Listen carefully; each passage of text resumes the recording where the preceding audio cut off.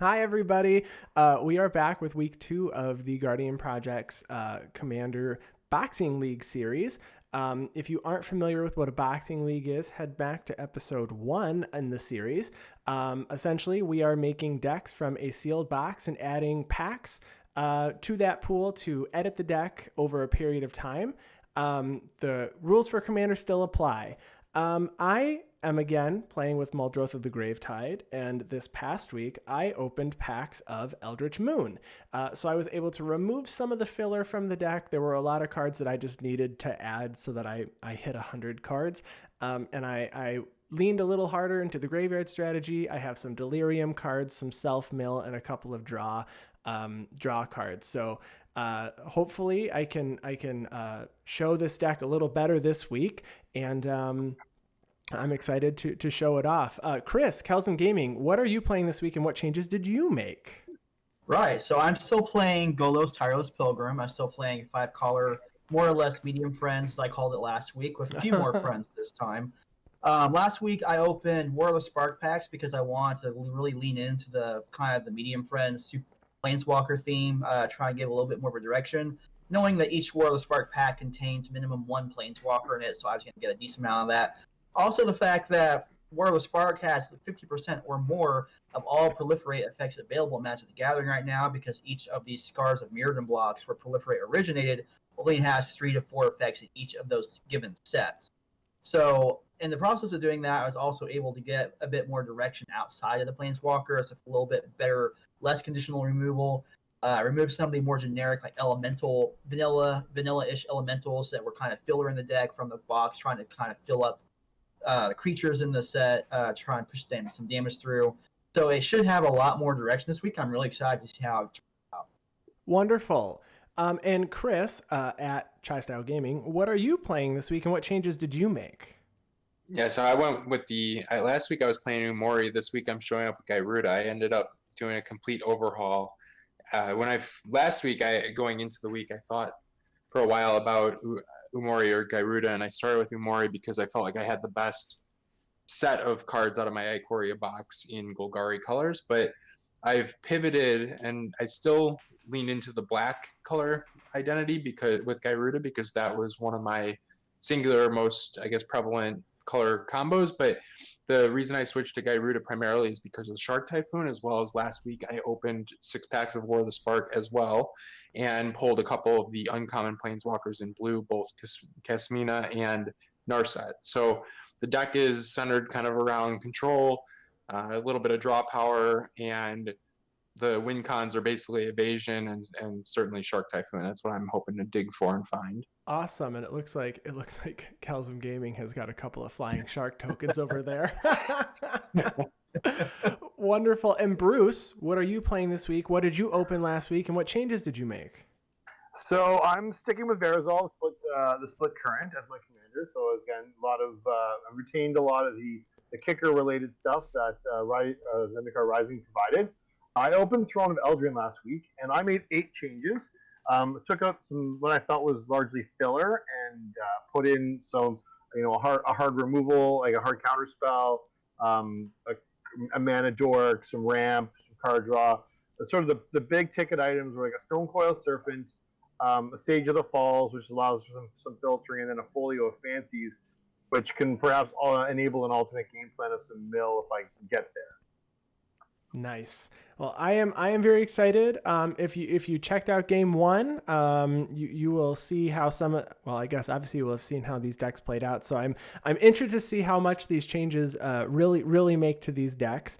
We have rolled for turn order. I am the lucky number 1 this time, and we have resolved mulligans. So I think we can go ahead and get started. Good luck, everybody, with week 2. Good luck. Good luck indeed. All right. I am going to draw for turn. I'm going to play an island, and then I am going to play Artificer's Assistant, flying whenever I cast a historic spell. I scry 1. Pass turn. All right. I'll go ahead and draw my card for the turn. I will go ahead and play a Temple of Triumph tapped, and I'm going to scry 1 and put that on the bottom, and then pass turn. All right, draw for turn. Play an island and Pass turn. All right, let's draw. Let's see what we got. Ooh, well, we're taking a Foily Island. Go. All right. I will untap, draw for turn. I am going to play a forest. I am going to play an Elfheim Druid. Taps for a green mana, or tap add 2 green to cast a kick spell only. Jeez. Oh, look at me having kicker stuff. All right. You're stepping on his toes. I know. I'm going to move to combat, and Kelzum, I'm going to hit you for 1 in the air. I will take 1. And then I pass my turn. All right, I'll go ahead, untap, and draw. And I will play a Switchwater Cliffs tapped and gain a life and pass turn. Okay. Draw for turn. Play another island. I'm going to tap for 2 to play an Ominous Seas. Ooh, that's a very good card. Yep. Put a Foreshadow counter on Ominous Seas, and then I remove 8 of those, and I can create an 8/8 Kraken. Do you remove 1 at your upkeep, or do you pay to remove them? I forget. You just remove them. It just says remove 8 and create an 8/8 blue Kraken. Okay. At instant speed, which is a fun surprise blocker if somebody forgets about it. Interesting. Yeah, Interesting. Suggest perhaps I've been gotten by it before. All right. Are you done, Chris? Yes, yeah, pass turn. All right. Well, we'll play a forest. We'll spend 2, and we'll play Folio of Fancies, which is one of the new cards. It's actually kind of fun. It's kind of going to make these things go kind of wild here, I think. So players have no maximum hand size, and then it's got X in the tap. Each player draws X cards, and then 2 and a blue.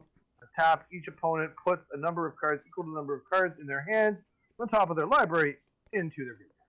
All right.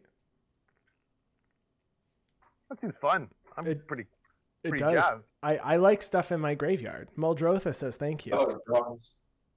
That's fair. I was going to enable you, but if I can mill enough out of it, it ain't going to matter. Anyway, You are 100% correct. If you can mill me more, then I just lose. And then you pass? I pass. All right. Untap. I will draw for turn. I'm going to go ahead and play a swamp. And then I am going to pay a blue and a green, and I'm going to play Tetsuko Umezawa Fugitive, which is a historic spell. So I'm going to go ahead and scry 1 for Artificer's Assistant. I kind of like this. Do I want that on top? It's the answer to this will be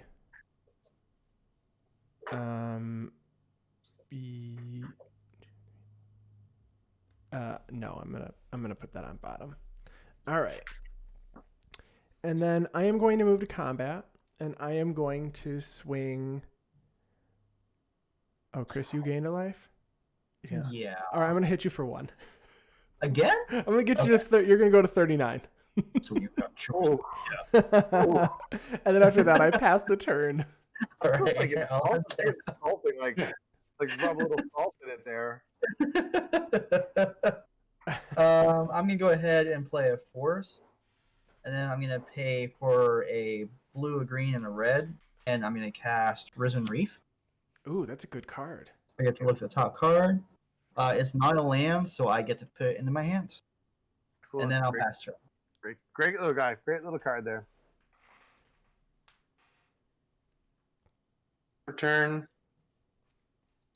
I'm going to play another island. I need to find a swamp eventually. And that'll do it for me. Pass turn. I think you also put a counter on your Ominous Sea when you drew a card. Oh, yeah. I meant to grab a die for that. Thank you, Bruce. No trouble. Oh, Chris, right, do you want to say Golos as your commander? Oh, yes, that would be a good idea. I'm so terrible. I didn't even think about it. All right, so I will untap. I will draw a card for turn. I will play a forest. And for I do not have a play right now, so pass turn. Go ahead. All right. Untap. I will draw for turn. I am going to play a forest. Then I'm going to pay 5 for Eldest Reborn. So this is going to say each opponent sacrifices a creature or a planeswalker on Chapter 1. So just me. Yes, and then Chapter 2 is each opponent discards a card. Chapter 3 is I put target creature or planeswalker card from a graveyard onto the battlefield under my control. I am going to move to combat, and Bruce, I am going to swing at you for 2. I will take 2. And then after that, I pass my turn. All right. I will untap and draw. I'll go ahead and play a Bloodfell Cave. So under the battlefield tapped, I'll gain a life. Chris is like, I will be at 40. I don't care what you do. And then I'm going to pay 3 for a Scuttlemutt, and I'll pass turn. So Scuttlemutt does what again?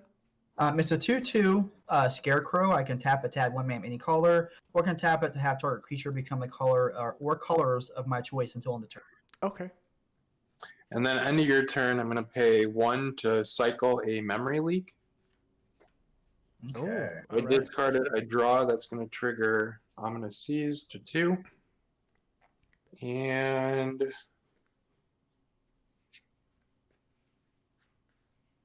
I'm going to actually pay 2, still holding priority on your turn, to cycle a neutralize. Okay. And I would get my draw. And then I will go to untap. Draw for turn, go to 4 on Ominous Seas. That was... It's getting there. That creeps up fast. Yeah. Okay. Man. Nice if I could find what I need, like AKA a swamp mana. Alright, so I'm gonna play an Anticipate for 2. Look at the top 3, put 1 in my hand and the rest on the bottom in any order. Alright, there we go. And I will put that into my hand. These go on the bottom in any order. And I drew the land, so I'm going to play land for turn. Dismal Backwater. Enters the battlefield. I gain a life. It enters tap, though. In the lead. Let's go. And that's it. I will pass turn. On end step, I'm going to Broken Wings your Ominous Seas. Destroy target enchantment or creature with flying. So I destroy it because I don't need 88 Krakens running around. Oh, I forgot to scry with my Eldest Reborn because it's a historic spell. All right. I'll remember. I forget historics are, or sagas are historic. Okay, so we have an island, and I will cast a Canopy Baloth. The 4/3 with landfall, and when it gets landfall, it gets +2/+2 until end of turn. All right. That's my turn. Go ahead. All right. Untap. I will draw for turn, and the Eldest Reborn triggers. Each opponent discards a card. Okay. Discarding Keep Safe, which is unfortunate because I didn't have enough mana. Otherwise, I could have countered your Broken Wings. I'll discard Bone Split. Bones. I am going to discard the Marasa Sproutling. All right. I am going to play a forest. And then I will cast... Let's do 1, 2, 3. Yeah. I'm going to cast Mourn Willow. So it is a 3/2 with haste and delirium. I don't have delirium, and it only matters right now. So delirium is if there are 4 or more card types among cards in my graveyard, creatures power 2 or less cannot block this turn. But it has haste. So I'm going to move to combat, and I'm going to swing 3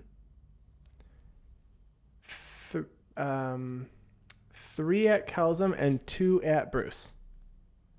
I can't block those 2 because of Tetsuko giving those things unblockability. So I take 2. Correct. Yes.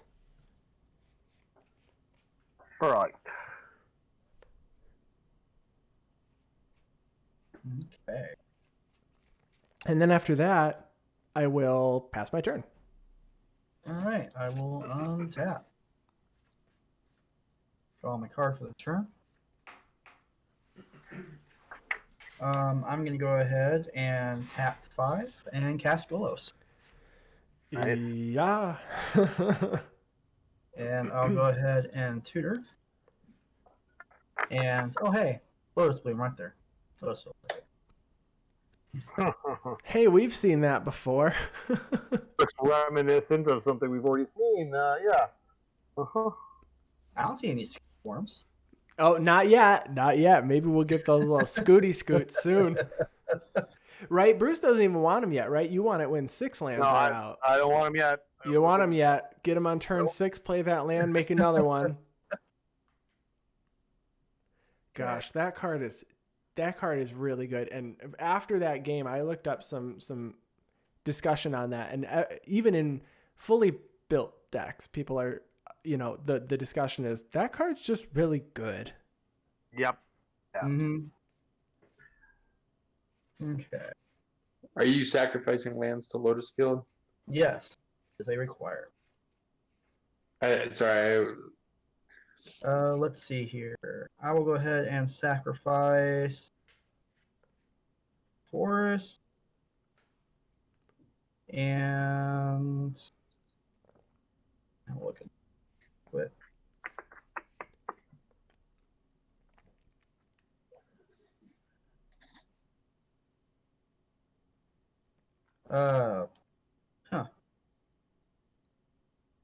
Actually, I might want to keep that Forest. Kind of a hard decision. Temple of Triumph and Bloodfell Cave. There we go. And then after that, I'll pass turn. Okay. 1, 2. Draw for turn.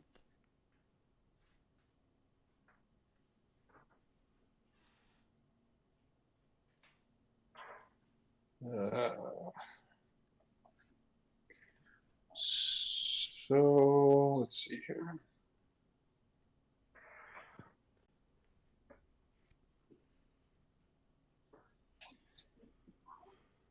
I guess I'm just gonna get a blocker. I'm gonna play an Aben Oddity. It's a 2/4 flyer, and that is it. I'll pass my turn. All right. Tap. I draw for turn. So I'm going to start by playing a Forest, triggering landfall on my Canopy Baloth. Andy, I'm going to come after you with a 6/5. With a 6/5, I will take 6. All right. And then on my second main, I will spend 5 on a Merfolk Falconer, which is a 4/4 flyer. Whenever you cast a kick spell, you just scry 2. All right. And that is my turn, so you can go. All right. Untap. Draw. And then the Eldest Reborn will trigger. So, Bruce, you have a creature in your do you have a creature in your graveyard, correct? I do. I have a Marassus program. And Chris, you have Risen Reef? Yes, I have a Risen. I'm going to go with the Risen Reef. It's a 1/1, correct? Yes. Okay. Which seems to do well with your Muldrotha, because I'm pretty sure it's is it an elemental or is it an avatar? Muldrotha is an elemental avatar. Oh, excellent. Good for So me. when Risen Reef enters, You look at the top card of your library. and If it's a land, you can put it onto the battlefield tapped. Otherwise, you put it into your hand. All right, I'm going to put this card in my hand. All right, I am going to pay 3, 4, 5, 6 for Muldrotha. Gross. And I am going to look at this card. And it is a Hinterland Harbor that will enter the battlefield. It comes into play tapped. Okay, and the battlefield tap, perfect. And then, so that was the Risen Reef trigger. Now I have an Artificer's Assistant trigger for casting a historic spell. I'm going to scry that. Do I leave it there? The answer is no. The answer is no. Yep, the answer is no. That's the answer. I'm gonna go ahead then, and I'm gonna kick these two over to Bruce for swinging at me for 6. These two 1/1s that are not blockable. All right, there I'm at 3-4. I guess a 1/1 and a 1/3, and then after that, I pass the turn. All right, I will untap. Start from turn. So Golos' activation is 7, right? Wooburg and 2? Yep. Okay. I do not have the activation. No, you don't have that. Just wanted to make sure that I remembered correctly from last week. Or I guess any other time that we play against Golos decks. Feels like it's pretty common. Yeah, the number one commander for the last 2 years based on EDH rec. Is that so? It is, and Muldrotha's number 2. Wow.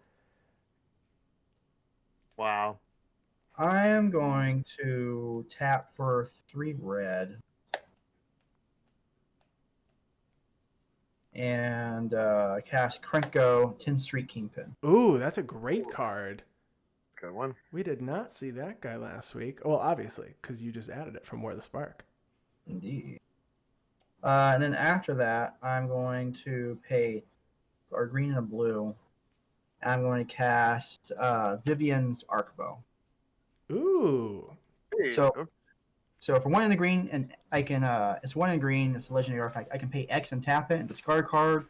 Took a look at the top X cards of my library. I can put a creature card for may cost X or less from among them onto the battlefield, and then put the rest on the bottom of my library in any order, or in a random order. Okay. And then after that, I pass turn. Yeah, untap. Draw.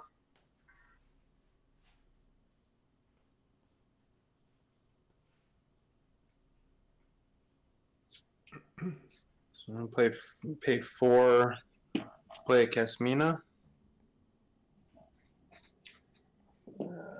Gravetide.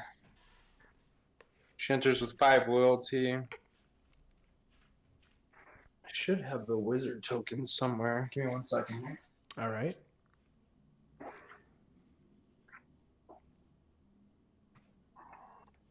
A big old stack of tokens here. Just gotta find it. I am gonna minus her to make a wizard. I'll find the token, but I'll just use one of these for the time being. Sure. So she goes to 3, and then I draw a card and then discard a card. So draw, and I will discard a. I'm gonna discard a Facet Reader. And that'll do it. No, actually it will not, because I just drew an island. So land for turn, and then now that'll do it. I'll pass turn. Okay. So I will untap. I will draw. Okay. I will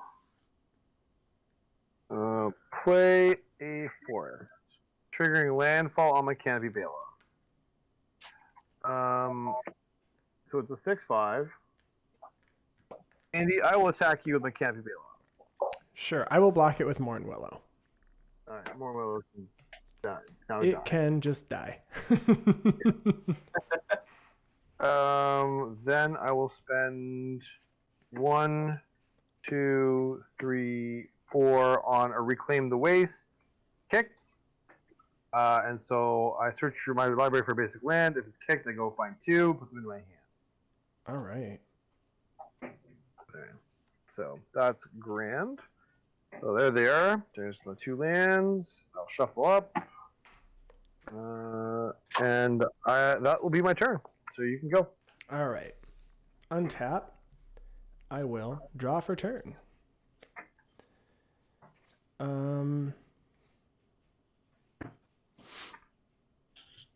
I am going to pay 5 And I'm going to cast the Eldest Reborn from my graveyard with Muldrotha. Yeah. So each opponent sacrifices a creature or a planeswalker. Right when I found the wizard token's gotta die, huh? I guess I'll sacrifice Trinko. And then I will...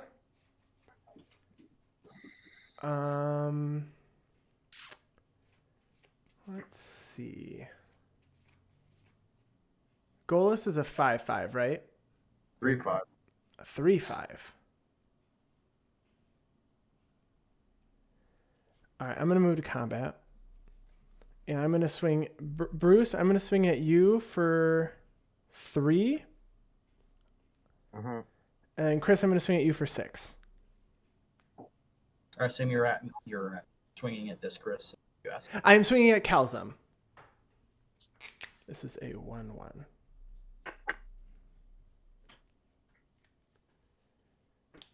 Six commander damage, and then after that, I will pass my turn. Before you untap there, Chris, I'm going to activate Folio of Fancies, and we're each going to draw a card. All right. Everybody draws a card. Everybody draws a card. Cool. Thank you. Hopefully it's helpful. A little bit. I'm still stupendously behind. I'll play Temple of Malady and Scry 1. That can go to the bottom. And then I'll pay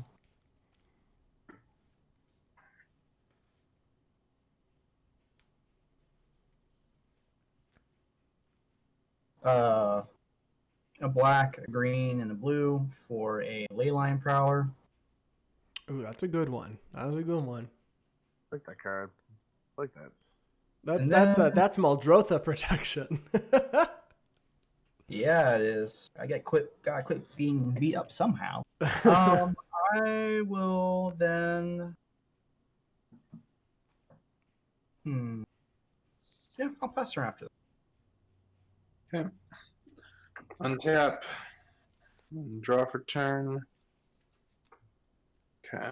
Well, that's a good draw. It's not quite the same as a land, but I'm actually going to tap like this. Tapping 3 islands for a mana geode. Enters the battlefield, I scry 1. Feel like I forgot to put Swamp Mana in this deck. I didn't. I know I didn't. I feel like you had color issues last week too. Didn't you need black when you were only drawing green, or was it vice versa? I don't remember. It might have been that, yes. I am going to... Do I want to leave that there? No, I'm going to put it on the bottom. All right, so and then I'm going to go ahead and pay 2 mana for an Augur of Bolas. Ooh, very good. Mm-hmm. Enters, look at the top 3, reveal. I may reveal an instant or sorcery and put it into my hand. Rest on the bottom. And I did get a sorcery. There was the swamp right there. Mutual Destruction. What is that? So 1 mana sorcery. It has flash. If I control a permanent with flash, as an additional cost to cast it, I sack a creature to destroy a creature. That's Bone Splitter, right? So it's instant speed Bone Splitter, or potentially instant speed Bone Splitters? Sorry, Bruce, I couldn't hear you. What was that? Isn't that essentially an instant speed Bone Splitters?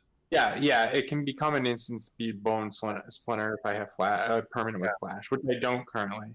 All right. So that's going to go in my hand. I'm going to put these 2 on the bottom. I'm going to put the swamp. I can put them on any order. Yeah, I'm going to put the swamp slightly closer. Oops. I forgot 1 card there. And then I'm going to, last but not least for this turn, well, I actually don't need to do that.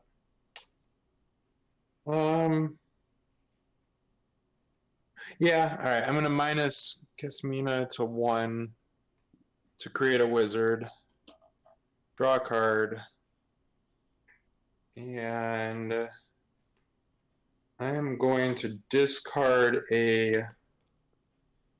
What am I going to discard here? I'm going to discard. Man, I don't know what to discard. I'll discard an island, and that will do it. I will pass turn. Okay, I will untap, and I will draw for turn.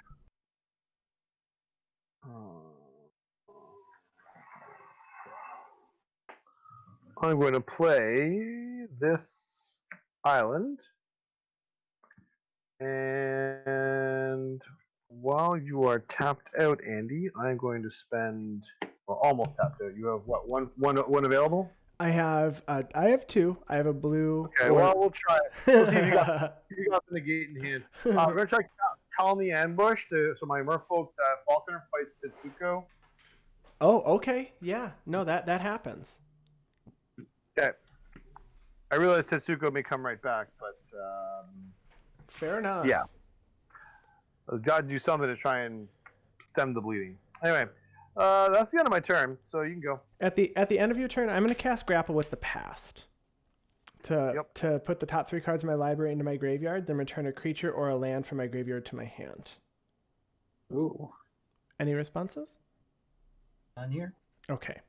So it's a Territorial Allosaurus, a Forest, and a Yavimaya Shepherd. I am going to put the Territorial Allosaurus into my hand. Yeah. All right. Untap. I will draw. This will go here.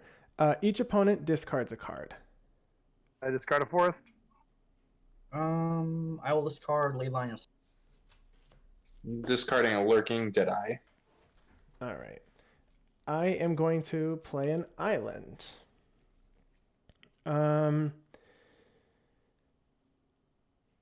Let's see.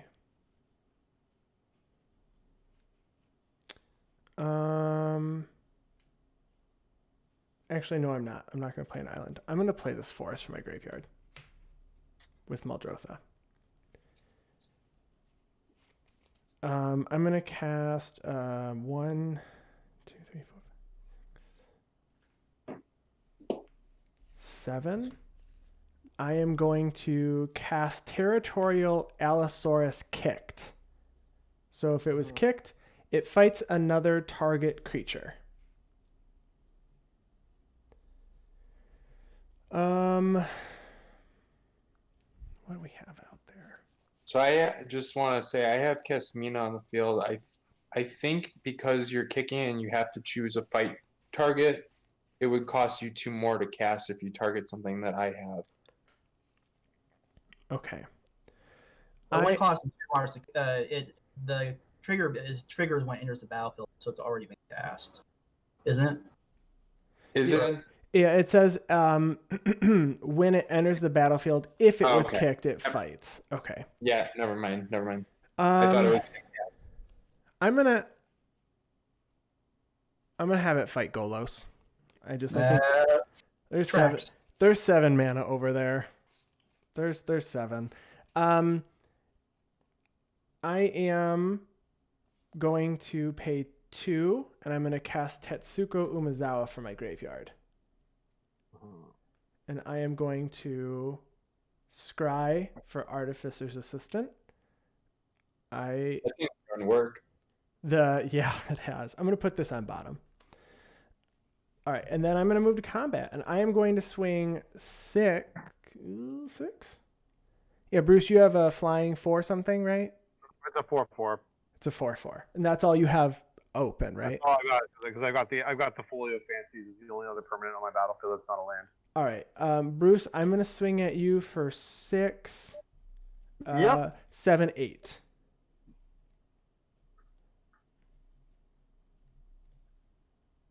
And then after that, I pass the turn. Oh wait, so you're swinging? Oh, sorry. Yeah, with the Risen Reef and the Artificer's Assistant. Yeah, the 2 unblockables. I can't block those, right? And then after that, I pass. All right. Before you untap, Chris, I'm going to activate Foil Fancies. We're all going to draw 2 cards. All right. Ugh. I am also going to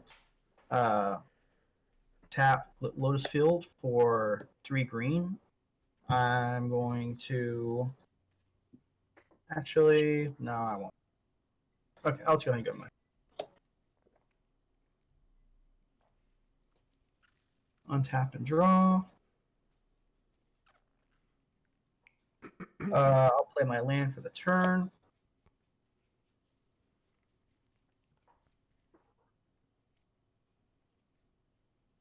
And I'm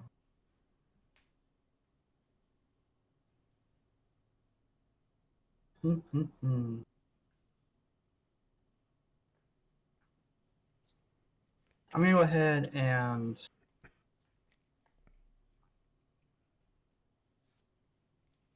go to combat. I want to go to combat. I have so many decisions. I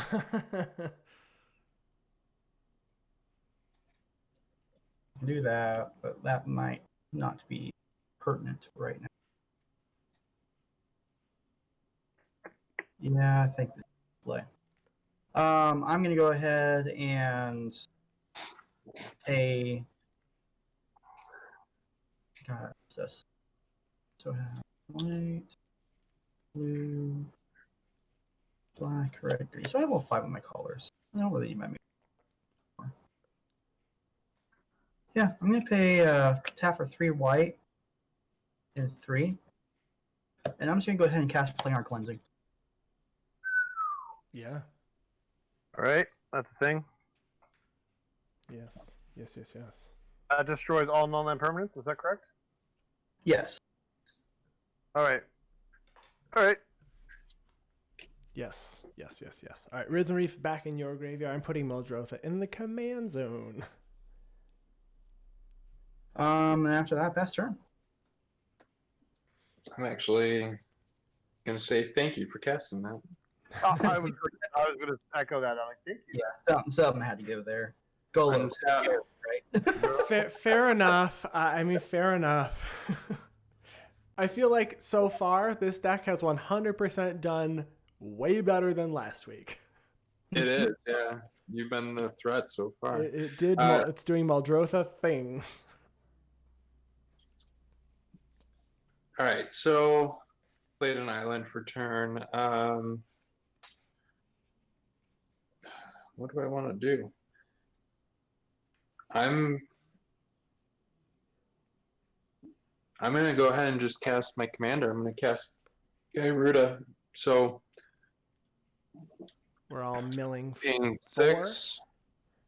Yeah, everybody mills 4. Okay, 1. And then I get to put a creature from amongst those cards that were milled with an even converted mana cost onto the battlefield under my control. I got 2 sorceries, an artifact, and a land. I've got 3 instants and a creature that's got an odd converted mana cost. I got 2 lands, a sorcery, and a creature of odd converted mana cost. Oh my god. Oh yep, no. Same here. Okay, pass turn. That's frustrating. It's a 6/5, right?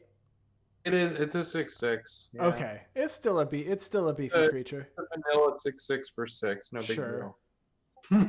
It'll hit next time. All right. So I untap. You passed, right, Chris? Pardon? You passed, correct? Yes. Yeah. Pass. Okay.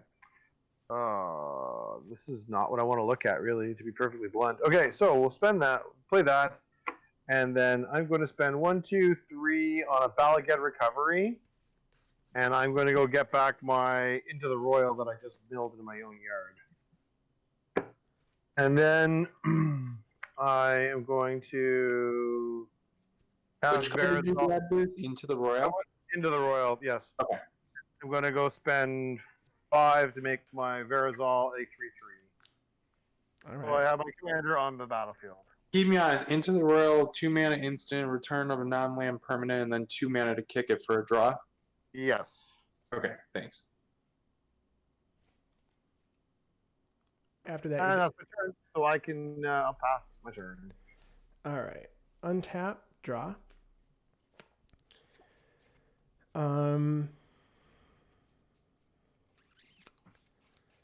I am going to I'm gonna pay.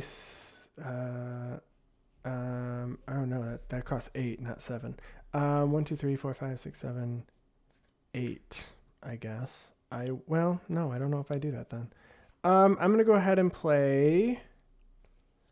Don't tap your mana wrong. 1, 2. If I need that. 1, 2, 3, 4. That's 3. I'm gonna pay 4 for Joyrous Familiar. Historic spells that I cast cost 1 generic less to cast.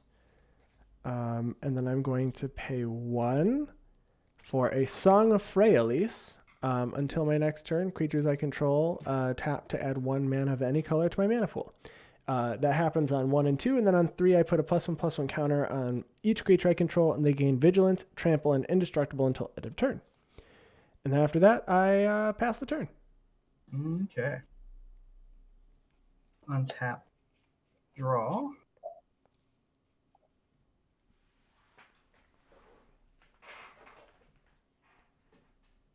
Seven.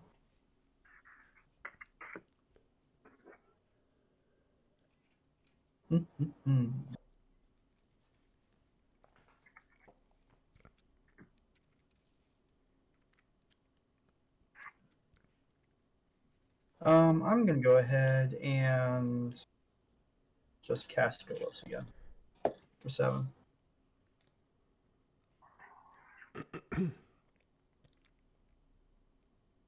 See here, enters a battlefield. I'll go search.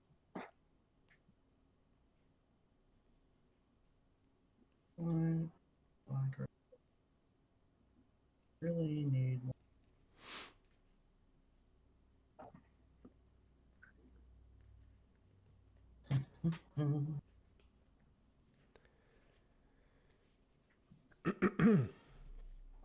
Go ahead and just go get Field of the Field of the Dead. Huh. for all that land ramp I got. And then after that, I'll pass turn. Okay.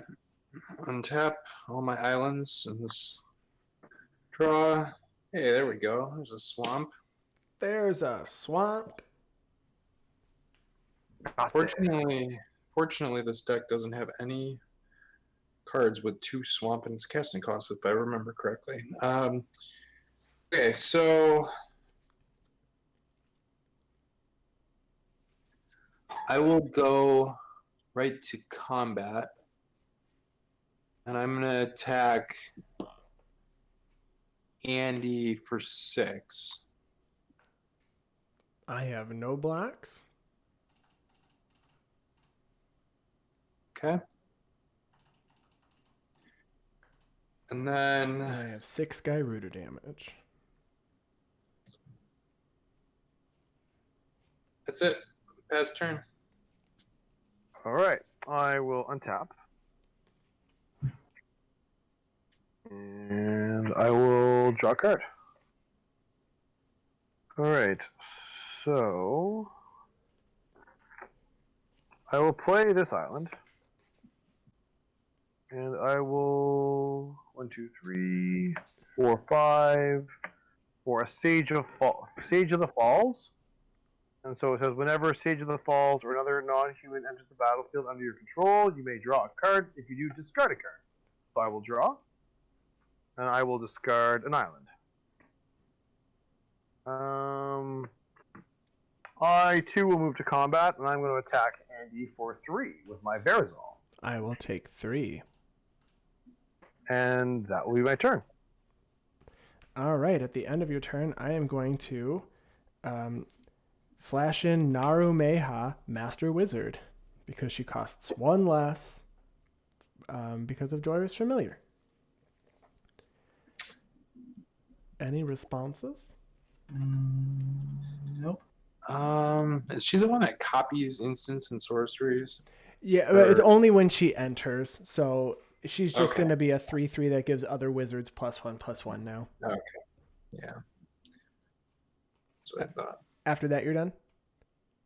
Or, I'm sorry, it resolves? Yeah, yeah. Okay. I was just asking what it did. All right. Untap. I will draw for turn. We're going to move this up so my creatures tap for any mana of any color. Until the end of... until your next turn, they gain that. I'm going to go ahead and I'm going to tap 1, 2, 3, 4. Yeah, I'm going to settle the score with Golos. Ooh. I'm going to exile target creature and put 2 loyalty counters on a planeswalker or on a planeswalker I control. And then I will cast for 3 an Exultant Cultist. It is a 2/2 that has when it dies, I draw a card. And I will move to combat. And Chris, Tri-Style Gaming, I am going to swing at you for 3. Okay, so I'm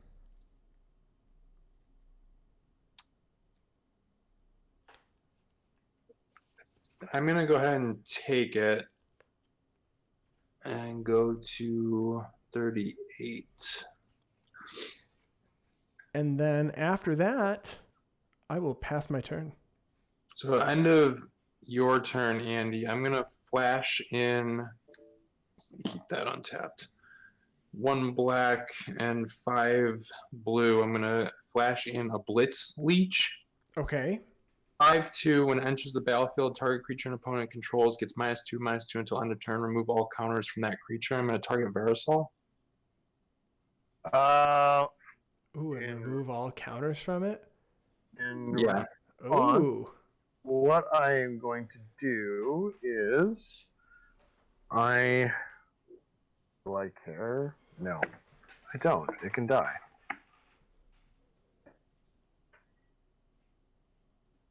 And then after that, I'm done.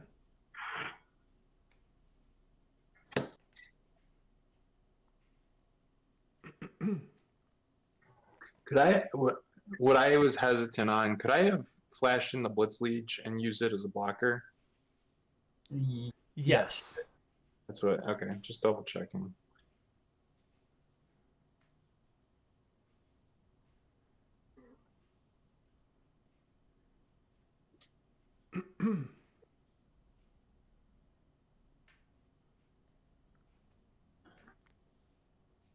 Three, 4, 5, 6, 7, 8 mana.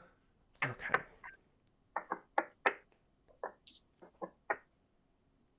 For some reason, I was thinking because you had already declared the attacks that I wouldn't be able to do that. I don't know why. Okay.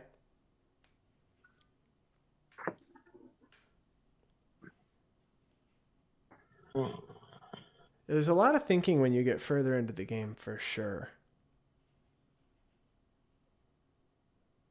Well, particularly when you don't have like an infinite combo, like you're digging for, because you're looking to like Right. leverage whatever you can to Yeah. MacGyver yourself a win. So yeah. It's just weird. Like I don't. That might be the first time, maybe ever, that I've like used a creature with flash. Like I don't. That's one of the things that's cool about this boxing league is it's kind of forcing me to branch out of my comfort zone. Right. You're using cards I don't normally use, for sure.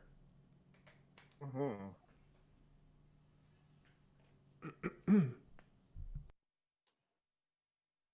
3 green, a blue, and a green. I'll cast it by Tireless and Tiger. All right, what is that? It's a 4/4 trample, enters a battlefield with a +1/+1 counter on it for each loyalty counter on the planeswalkers you control. Whenever one or more loyalty counters are put on a planeswalker you control, you may put that many +1 counters on Violet Hydra. Whoops, Bruce, I think you're cutting out.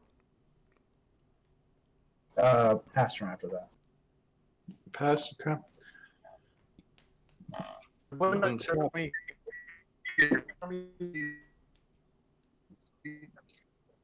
Draw. Another swamp.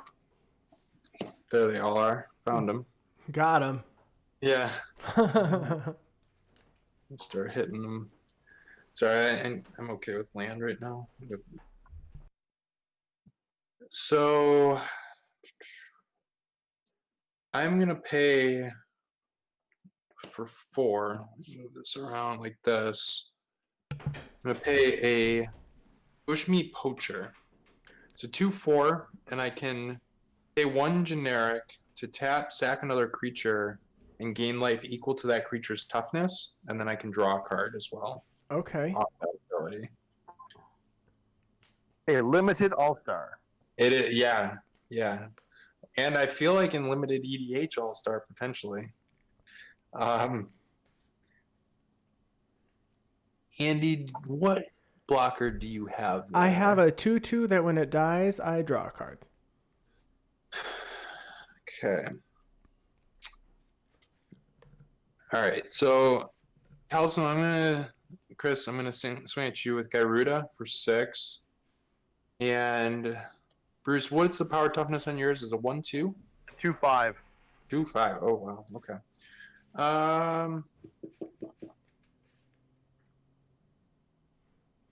Yeah, I'm just gonna do that. I'm gonna swing with the Gyruda at Calzone. That track.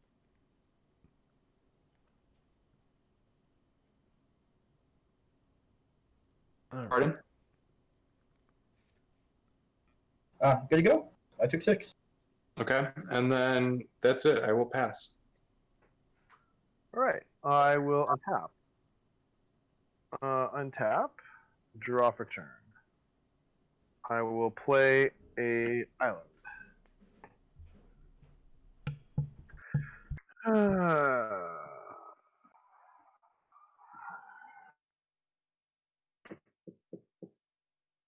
Do something. I need to do something. What do I do something with?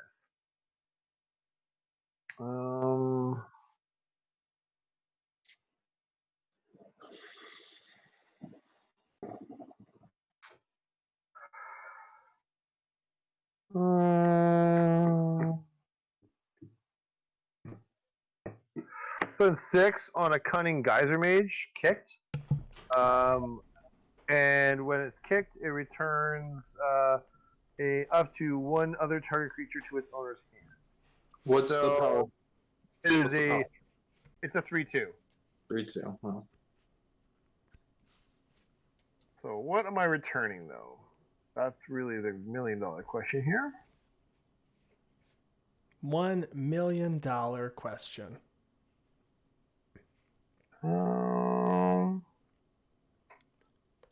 feel like the correct play is to return the Joyrus Familiar to your hand, Andy. Okay. The Sage of Falls will trigger, so I will. Oh, sorry, that's a human. Never mind. I do not. It doesn't trigger. I wish it would trigger. It does not. But there's no point attacking Andy because that cultist is coming straight back, and he's just getting a card off of it.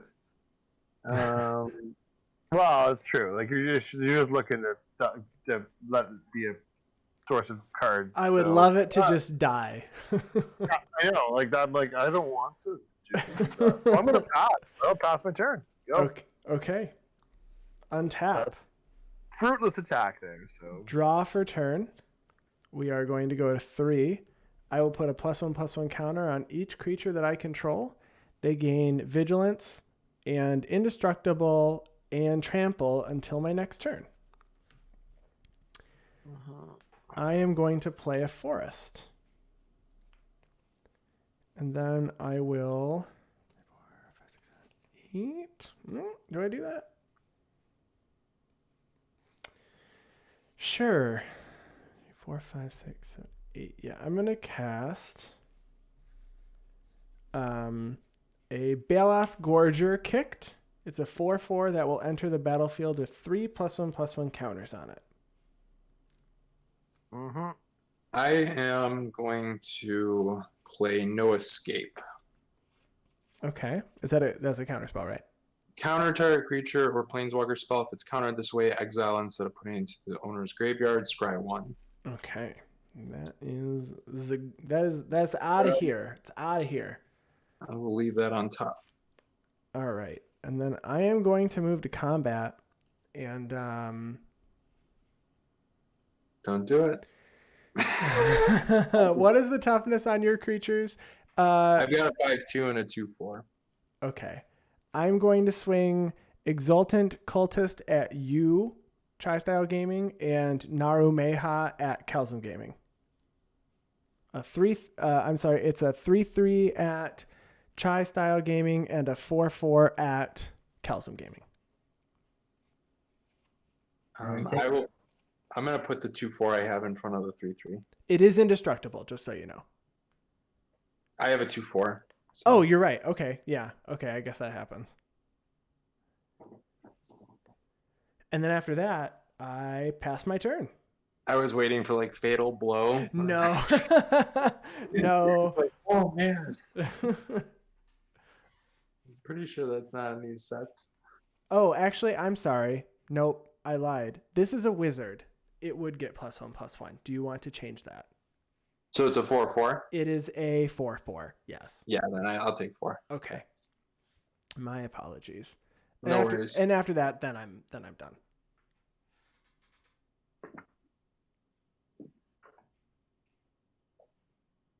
And they are no longer indestructible. That was just till end of turn. Tap for 3 green, colors, a green, and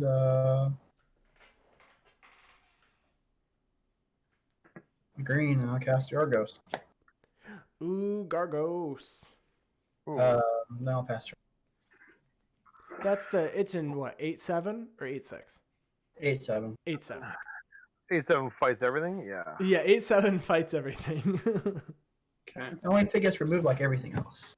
Nah, only Golos. Only Golos gets removed. Draw. Definitely opening a Coria to get a new.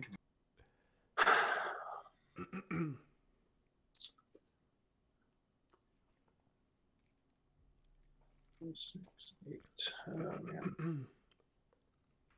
I don't really have anything I can do this turn.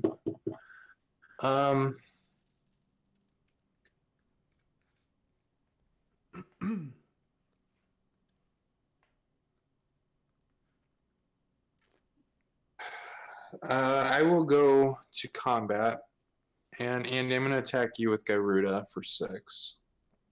I'm going to block with the Exultant Cultist. That makes sense. Okay. When it dies, I will draw a card. Yep.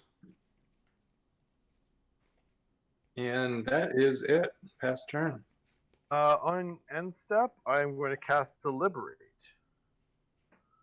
I get to scry 2, then draw a card, unless someone wants to counter it. Nada. Nope. Right. So I will scry 2, and I will ship those to the bottom. You're like, I 100% don't need these. Nope. Oh, whiff. All right, and then I'm going to untap.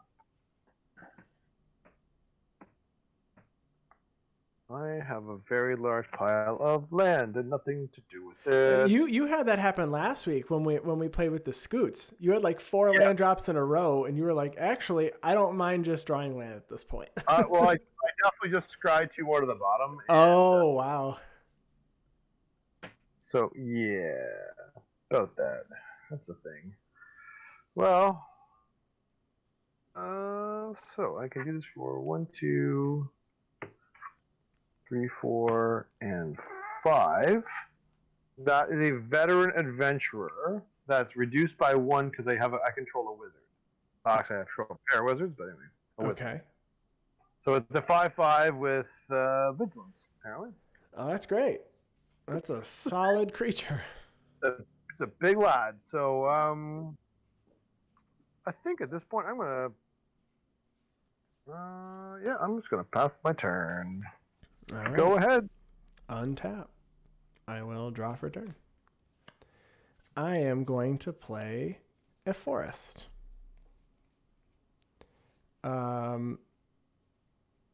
And then I will play. I'm going to pay 4 for a Joyrus Familiar. And then I am just going to pass the turn.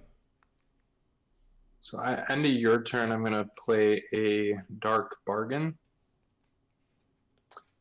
I look at the top 3 of my library, put 2 into my hand, the other into my graveyard, and I take 2 damage. So I go to 32. All right. Okay, well, I'm glad I got these out of the way. Island to the graveyard. I bet you can guess what's in my hand now. That's it. Remember I was looking for swamps? You were looking for swamps.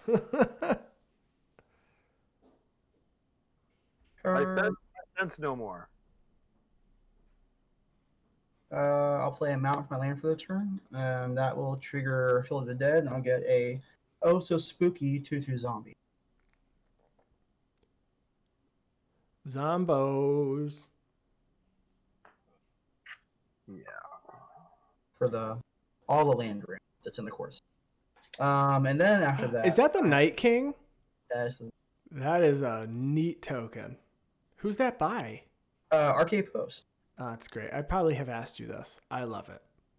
I don't think actually it's probably the first time I've used it. Is it? I haven't played at least when I've been playing a few guys. I haven't really been. I think other than Yawgmoth, which I've only played like once or twice, I haven't played anything to really make zombie tokens to use it. Let's see here. I am going to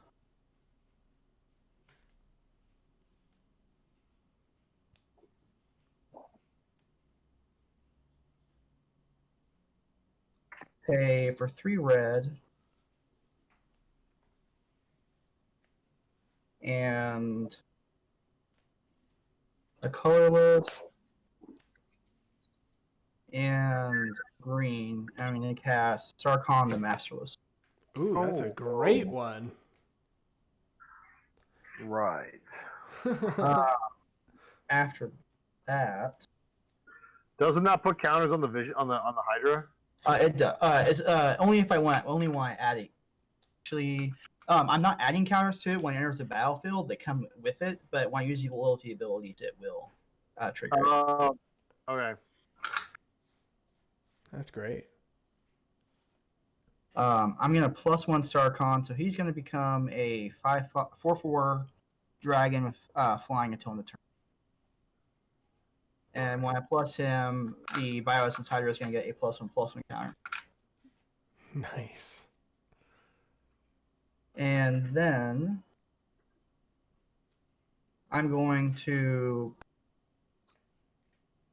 tap my Temple of Malady for a green, a blue, and a red. And I'm going to cast Bloom Hulk. What do you cast? Bloom Hulk. It That proliferates in the battlefield. It proliferates. Oh.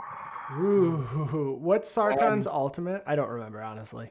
He doesn't have an ultimate. He just -3s to make a 4/4 red dragon. Oh, okay.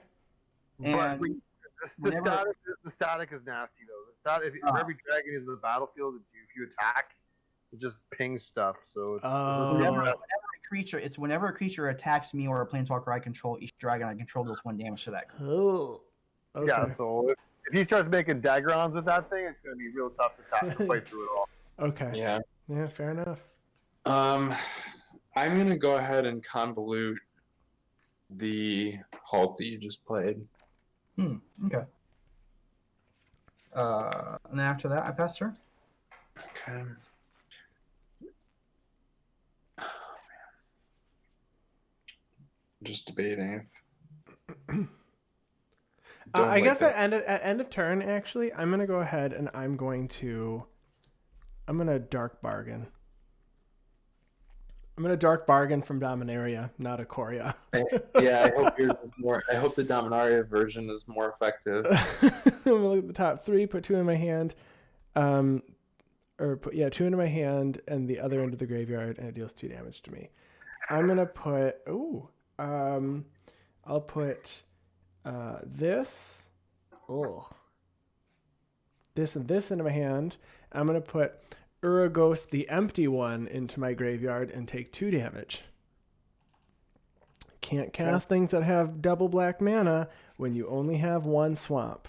That was in your opening hand. Oof. So then I go to untap, draw. Oh my gosh, come on. Well, we're flooding officially. Join the team. Yeah, that dark bargain was 3 straight lands. And Oh, just another no. one. I think that's at least 6 in a row. It's rough. Yeah, gosh, I can't even believe I have to do this. I can't draw any creatures, so I don't need to tap that one. Let me tap it like this.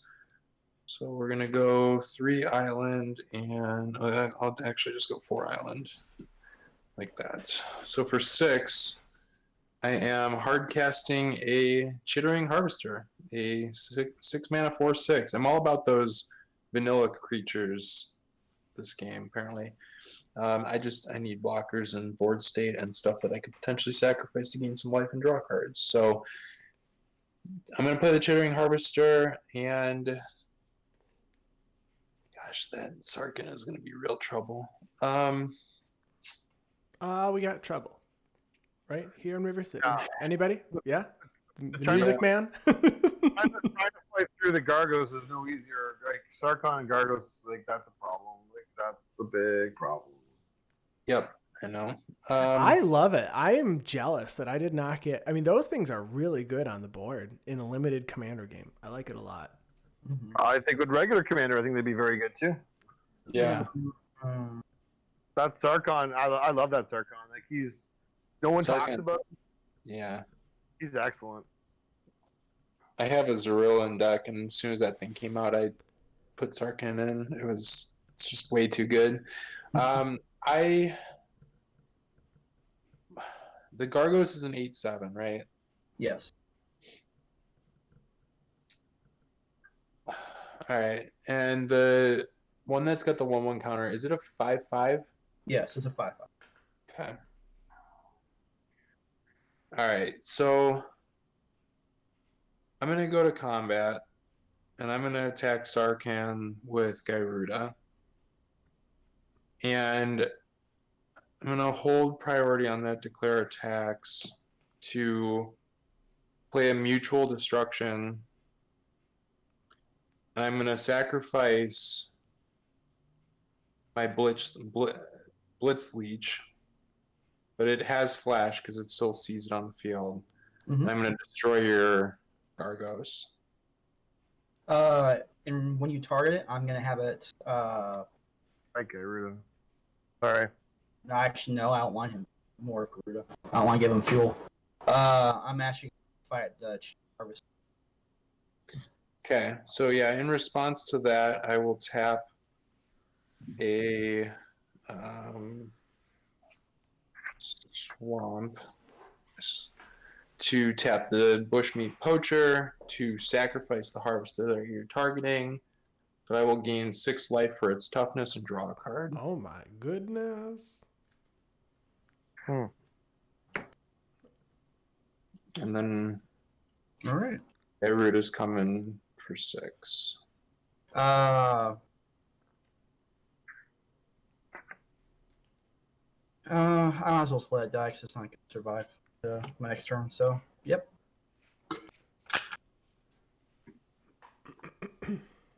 Pass turn. Okay. I will untap. I will draw a card. Well, that's a thing, I suppose. Well, I will move to combat. Chris Martin, I'll attack you for 5 with the veteran adventurer. It's got vigilance. Attack you for 33. 5. And I'm gonna pass my turn. Oh, do I want to pass my turn? No, I'm gonna do something. I'm gonna cast Verazol, or I'm gonna attempt to at least. So there's that, and then I'm gonna spend. I guess I'll spend 3. Make Verazol a 3/3. Verazol is out. And that will be my turn. All right. Untap. Draw for turn. I am going to...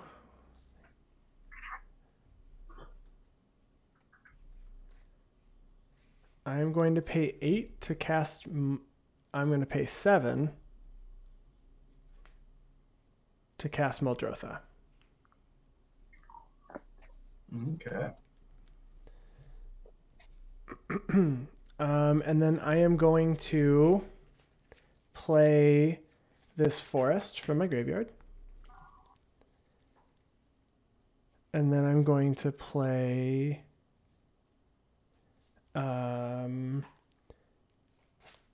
Tetsuko Umezawa from my graveyard as my creature. I'm going to play Song of Freyalise as my saga. It starts at 1. And then I'm going to pay 1 for a Terrarian. It enters tapped. It has pay 2, sack it, add 2 mana of any color combination to my mana pool. When it's put into a graveyard, draw a card. And then I have 3 mana, I guess, if I tap Naro Meha and Gyruda. Gyruda's familiar. I will...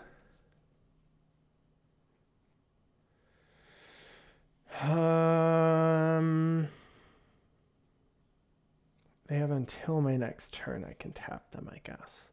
There's that. All right, I'm going to swing at Chris Chai-Style Gaming for 4. Man, I dealt with the Sarkhan. You guys repay me with that?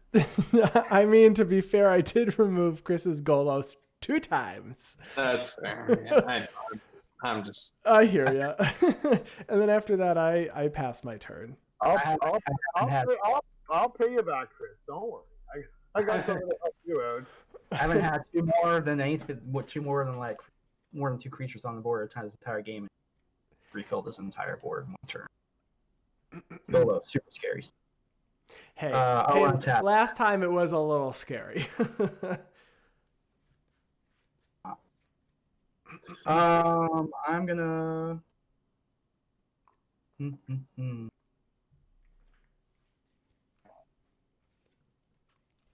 Golos is a lot like Niv Perun. If you let him untap with it, it gets scary. Heck yes.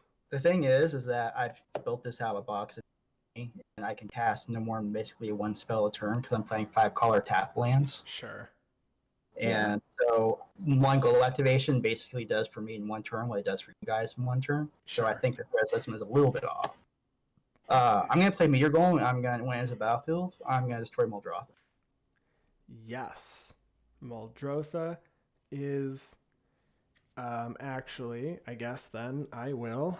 I have a response. Mm-hmm. 1, I'm going to tap Joyous Familiar for black. Yeah, black mana, because it taps until my next turn.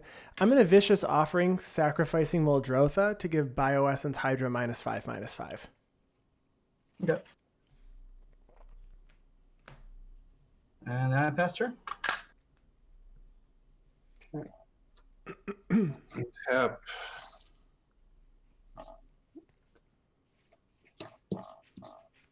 Draw.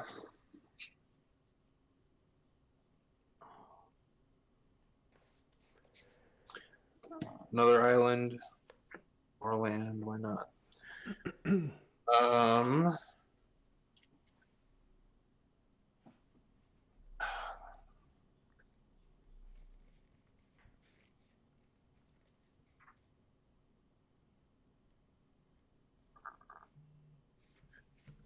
So this is gonna be a little weird, but I'm gonna do it and take my chances.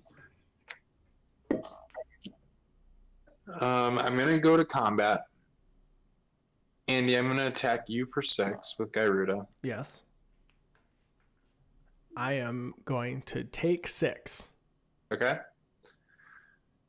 That's gonna resolve. I'm gonna damage will resolve. And then I'm gonna go to second main phase. I'm gonna play a Tyrant Scorn Ooh. to return my Gyruda to my hand. Ah. Ooh, okay. That's a neat one. Yeah, nobody will kill my Gyruda for me. Then I'm gonna attempt to recast Gyruda. No response. No response. No response. All right. Okay. So we Alright. mill 4. More land. I have a old sorcery. shark. I have 2 sorceries and 2 lands. I just milled my Shark Typhoon. Oh my gosh. No. I reveal a Lotus Cobra and a Myriad Construct. Oh. What does the second one do?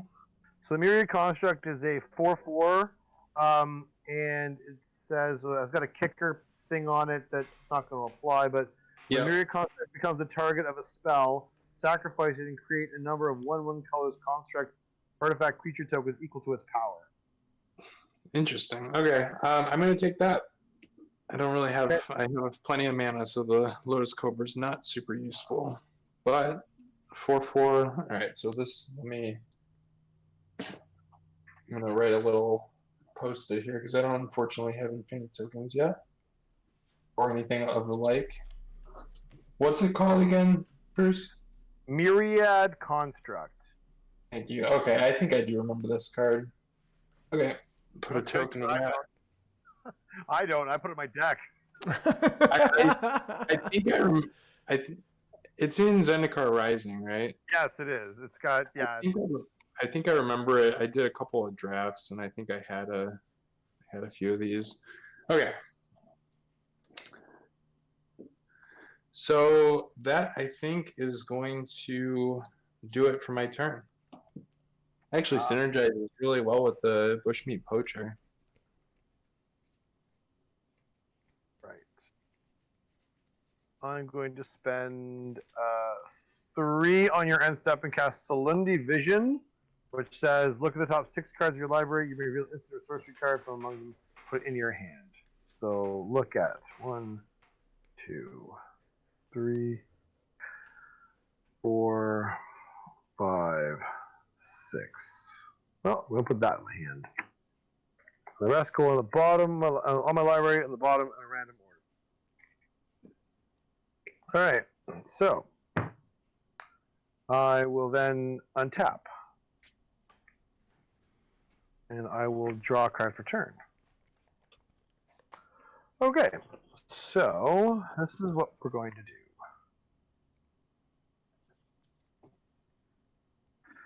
I am going to spend 8. I am going to kick Vastwood Surge.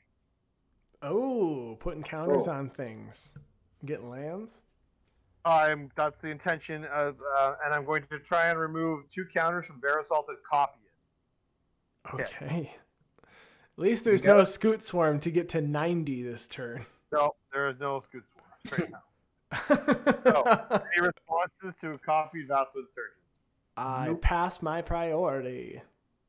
4 powers. Pretty good. No? Alright. This So is very good. I'm gonna go find some four basic lands. So 1, 2. Find some forests, 3, and then 4. All right, and then all the creatures I have on the battlefield are going to get 4 counters. Oh my gosh. So that guy gets that, and Veteran Adventurer gets 4 as well.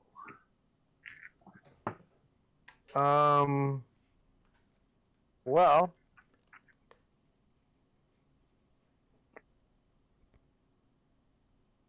Let's see. Well, I'm gonna have to start rumbling here, since like you do when you Like subtly you do. when you put a whole lot of counters on your stuff. I got a 9/9 vigilance. Seems good. So where do I point it?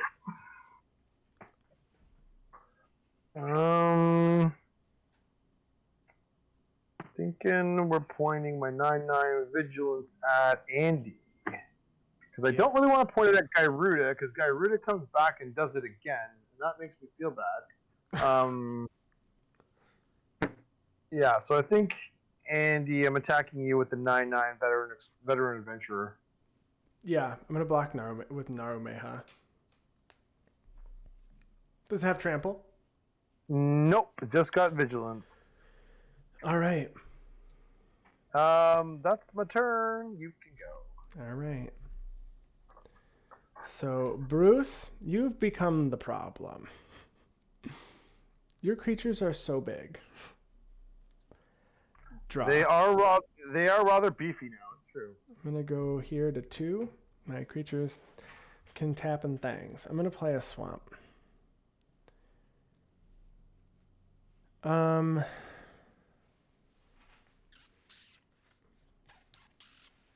I mean, I can destroy one of Bruce's creatures.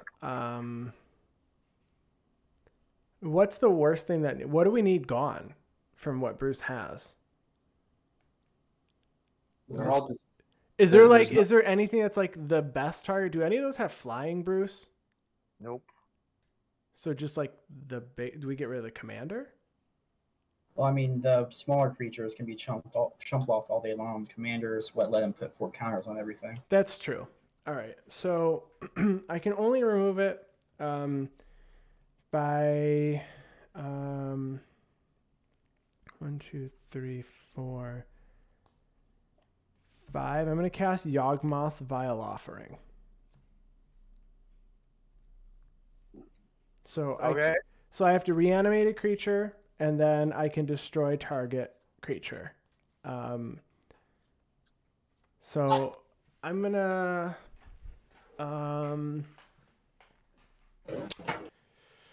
anybody have creatures that they like to give to me? The answer is probably no. I don't have a lot of options in my graveyard. I have the Merfolk Falconer, which is a 4/4 flying. I've got a Living Tempest, which is a 3/3 flyer. I've got a Lotus Cobra. I mean, we all agree that I've got to swing these at Bruce, so I won't be swinging these at you folks. What does Dracuseth do again, Chris? He's a 7/7, and when it attacks, deals 4 damage to the target and 3 up to 2 other targets. Of each of up to 2 other targets. Okay, so I'd like to reanimate Dracuseth, and then I'd like to destroy Bruce's commander. Sure. That sounds like a treat. And then Yawgmoth's Vile Offering gets exiled, and I will quickly draw a Dracuseth. I will use a red marker because it's a red creature. Chris, it's so fly, and it's a 7/6, 7/7? 7/7. It does a heap of damage when it attacks. There's a big old heap of damage. Okay, and then I am going to... Oh, I guess that was a historic spell, so I get to untap 1 mana. I am going to play a 1, 2, 3, 4... A Homerid Explorer. It's a 3/3. When it enters, target player mills 4. Bruce, I'm going to have you mill 4 cards. Okay, 1. Normally, I would do this to myself, but I feel like maybe we can get rid of a good card of Bruce's. Anything good? I milled Roiling Regrowth, which is fine. A Lull Mage's Familiar, which is also fine. A Shell Shield, and a land. So nothing crazy good. Some of those cards would have been useful. Okay, fair enough. I'm going to go ahead and I'm going to play 1, 2... Did you tick off your Saga this turn? I did. Yes, it's at 2 now. I'm going to pay 3, and I'm going to cast Whisper Blood Liturgist. I can sack 2 creatures to return a creature from it. Yeah, go ahead. In response to you trying to cast that, I'm going to into the Royal, the tracker set. Okay. It's back to your hand, Chris. All right. All right. And then after that, I am going to move to combat, and I am going to swing. Bruce, you don't have flying, right? Nope, I do not have anything flying. All right, I'm going to swing 1 unblockable and 2 flying at you. I take 3. And then after that, I pass. Okay. Card for the turn.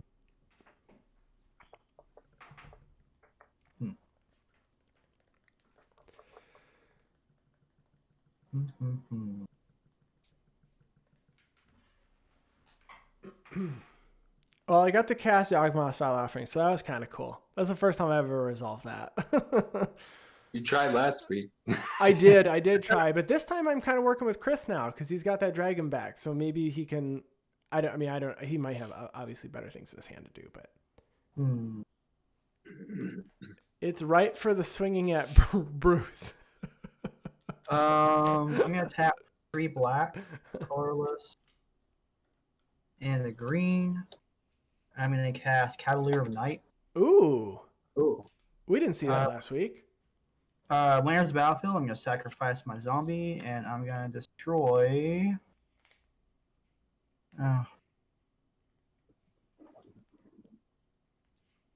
So we got Sage of the Falls on the right side. We just have I have a Cunning Geyser Mage in the middle and a Veteran Adventurer on the far side. Does a Cunning Geyser Mage do anything right now? Or is just No, it's got its kicker, so only when it enters the battlefield. I'll go ahead and destroy the Veteran Explorer. Yeah. After that, I'm gonna pay 4 when I cast Drawn from Dreams. Ooh. So, look at the top 7 of my library, put 2 into my hand, and the rest in the bottom, and the ring. 1, 2, 3, 4, 5, 6, 7.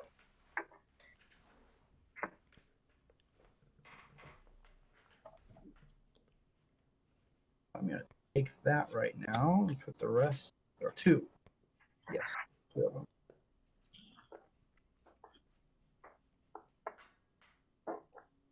And I'll take that. All right, I'll put the rest on a random order. I'll put those at the bottom, and then I'll pass through. Okay. Untap, draw. Come on. I'm gonna have to cut some lands next week for sure. This is rough.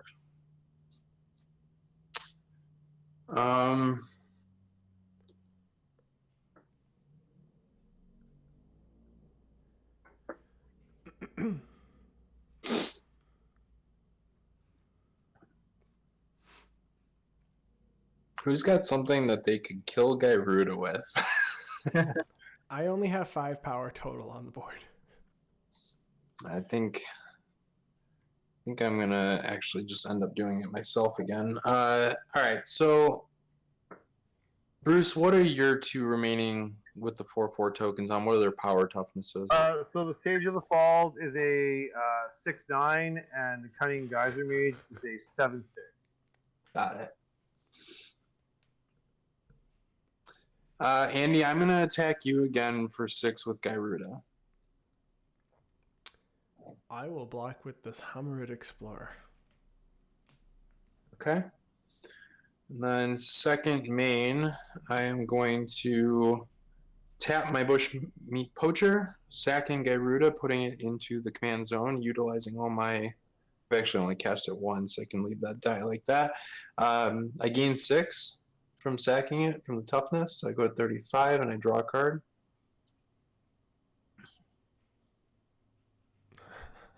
I can't believe I milled my Shark Typhoon. I'm really upset with myself. Right.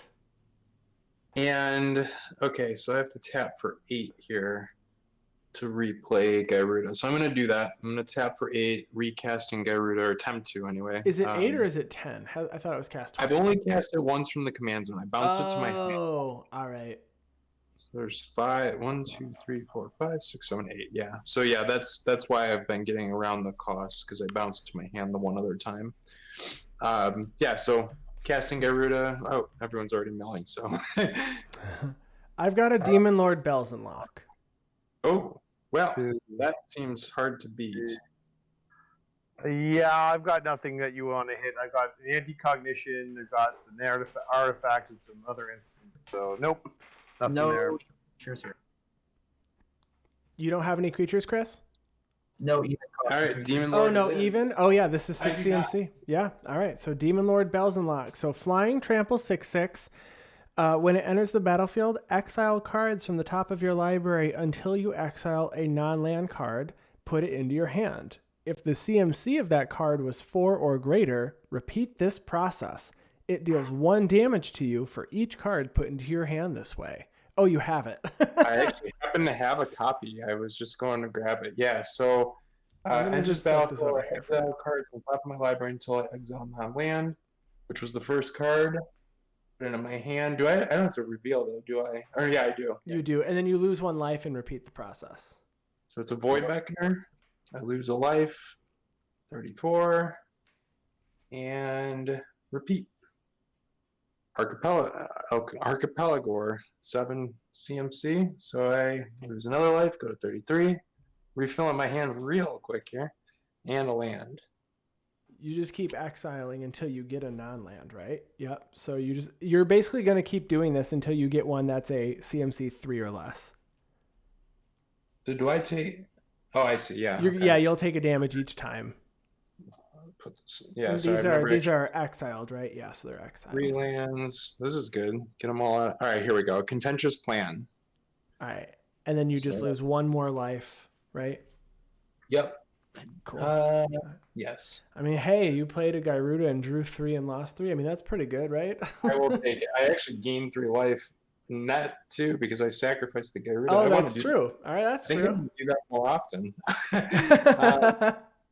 Okay, so just so everyone knows what I drew there, because I did have to reveal. So I got a Contentious Plan. It's a 2-mana proliferate, draw a card. It's a sorcery.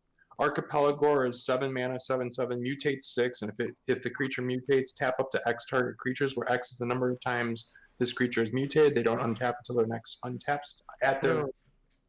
They don't untap during their controller's next untap step. And then Void Beckoner is 8 mana, an 8/8 Death Touch with cycle 3, and if I cycle it, I can put a Death Touch counter on a creature I control. All right. Oh dear. That's a lot. A lot happened. Feels like a... For the first time in 2 games, I feel like I maybe be the threat. Okay, that's actually it for me, though. I will pass turn. Okay. I will untap. I will draw.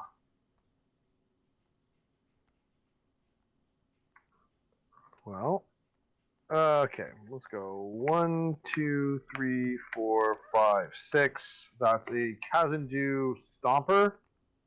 I will return 2 lands to my hand. I will then play one of those lands. Well, that forest there.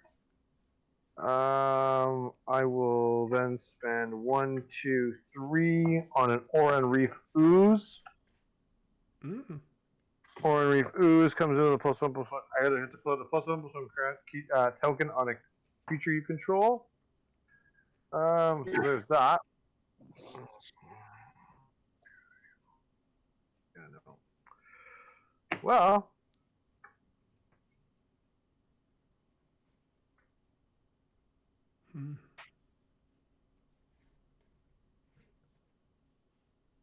I'm going to say I'm going to pass my turn. Go. All right. Untap.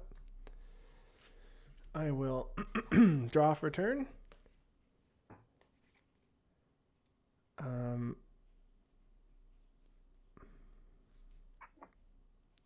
I will Song of Tireless triggers, so I put a +1/+1 counter on Joyous Familiar, Tetsuko Umezawa, and Whisper Blood Liturgist. And Song of Tireless goes to the graveyard. Oh, dropped a land. Okay. I'm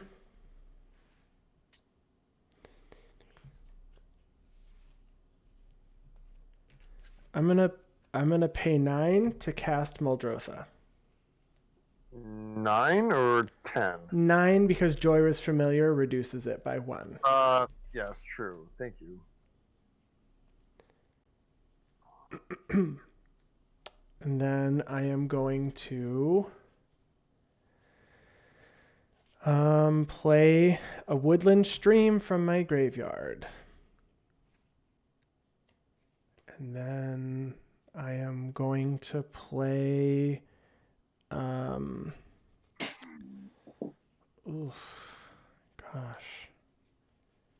I don't know what to do here. I'm gonna play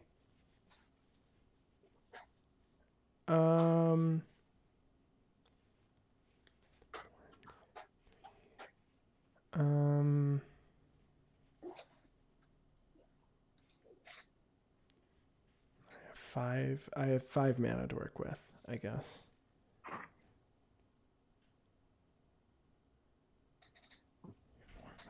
Five. What to do here?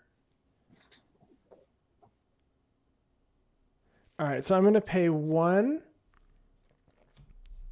I'm going to play Song of Tireless. Comes in, goes to 1.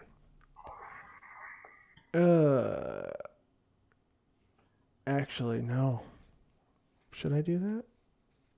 Yeah, whatever. I'll just do that. That has been done. It is done. I am going to then cast a where are you at? Where'd you go? 1, 2, 3, 4, and 5. I'm going to tap Tetsuko Umezawa for a black mana because of Song of Tireless. I'm going to play Uragos the Empty One. It's a 4/3 flyer that has when it deals combat damage to a player, that player discards a card at random. If that player cannot, I draw a card. Yeah. And then that's a creature that's the Demon Lord Belzenlock. And then after that, I will move to combat, and I am going to Bruce. Do you have a flyer? Nope. All right, I'm going to swing 3 flying vigilance in the air at you. I'm taking 3 flying vigilances in the air. And then I'm going to pass. Okay. We'll untap. Or actually, no, yeah, that's it. That's it. It wouldn't have mattered. Okay. There were no good swings on the ground, even though it's indestructible and vigilant.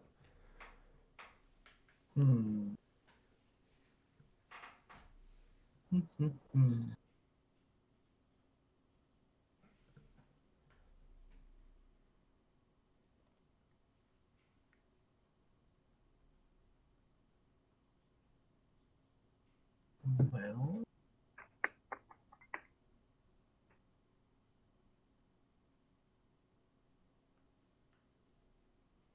I'm going to tap 3 red. 3 red.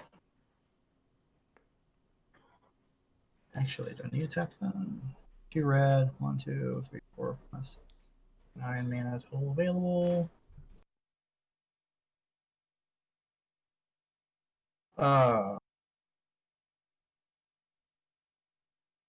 Yeah, 1, 2, 3, 4, 5. Yeah, I don't want to use that. 4, 5, 6. Lands milled.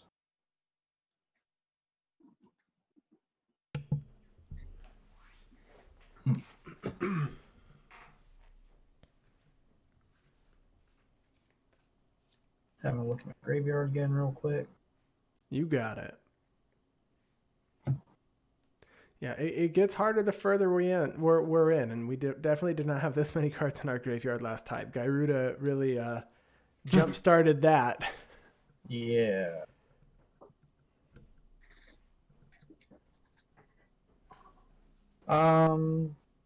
Yeah, I'm just gonna pay 1, 2, 3, 4, 5, and cast a Muldrotha Reclamation. Oh yeah, That's- that's a good one. That's whenever And- a creature you control, is it dies, you draw a card? And Yeah, I gain a life and draw a card when a creature I control does. Okay. And then after that, I'll pass turn. Okay. And I will untap.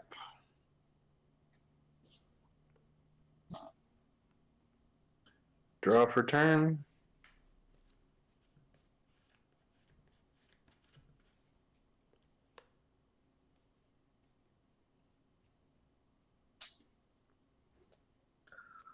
Play an island for turn.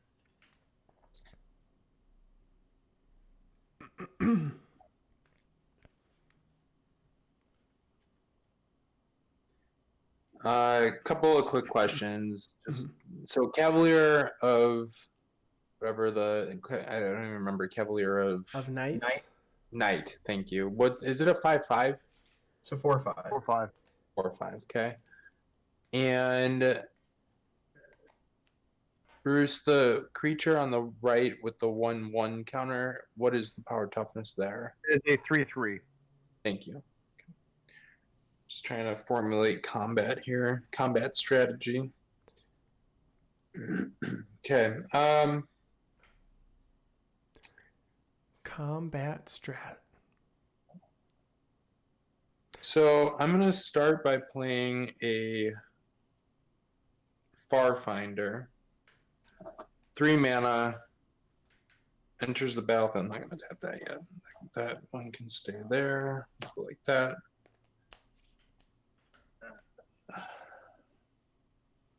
Sorry. One problem with all the basics being the older ones, it's harder to tell them apart. So there we go. Having 3 islands to play Farfinder. Enters battlefield, search my library for a basic land, reveal, and put it in my hand. I'm going to grab a swamp. Shuffle up really quick. Deck is definitely thinned out pretty good. A lot easier to shuffle, which is nice. And then I'm going to play for 4. 1, 2, 3, 4, 2 black, 2 blue. I'm going to play a Cavern Whisperer with its mutate onto the Farfinder. I'm going to put it on top of the Farfinder. It's a 4/4 menace, vigilance with the Farfinder's ability. And then it also says whenever this creature mutates, each opponent discards a card. Right. Okay. I'm gonna discard a Ulvenwald Observer. I'll discard a dragon. Ooh. Is that the dragon? That card's so good. The wheelie dragon? Wheelie dragon mage. Okay, and now I will go to combat. I am going to attack Bruce. Still no flyers, right? Nope. Still no flyers. Attacking you for 6 in the air with Demon Lord Belzenek or Belzenlock. I'm taking. And Oh, Andy, I am going to.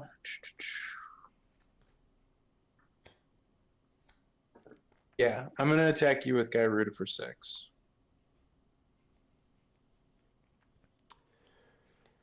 How much are we at Gyruda damage? Yeah, we'll take 6 from Gyruda. Does that go to 18 for you? Yes, it does. Okay. And that will do it for my turn. I will pass. Bruce, you're up. All right. My turn.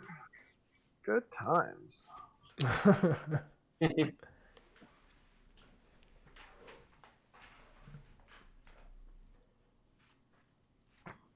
All right. So let's go attacking because time's getting short, and you may as well go out with a bang, right? So YOLO. YOLO is about right. I did that so, on a game earlier today. Chris Martin, we're coming for you, buddy. All right, Okay. so attack trigger on the Oran Reef Ooze gives these things all extra counter on them. So I've got a 7-10, an 8-7, a 6-5, and a 4-4.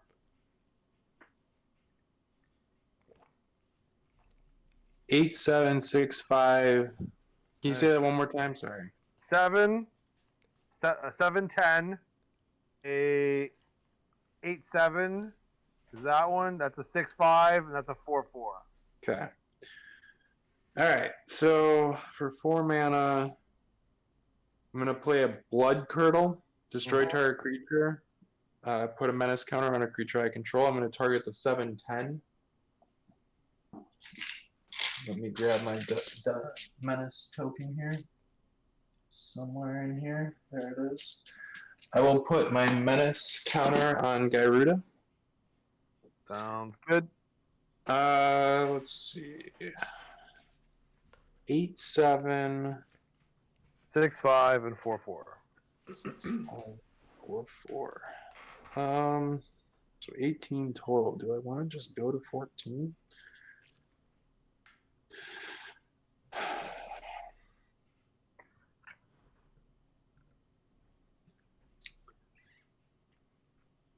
Yeah, I think I'm just gonna go to 14. Taking 18. All right. And then 1, 2, 3, 4. Second main phase. 1, 2, 3, 4, 5, 6. I will cast a Seagate Colossus, which is a 7-5, and then 1, 2, 3, 4, 5, 6. Well, we'll play Verazol as a 2/2. Verazol's out. Yet again. And that's going to be my turn. All right. I will untap. Draw for turn. We will plus Song of Freyalise. I am going to play a... What does this one do? Sack it, draw 2 cards. This one is get a creature. All right, I'm going to play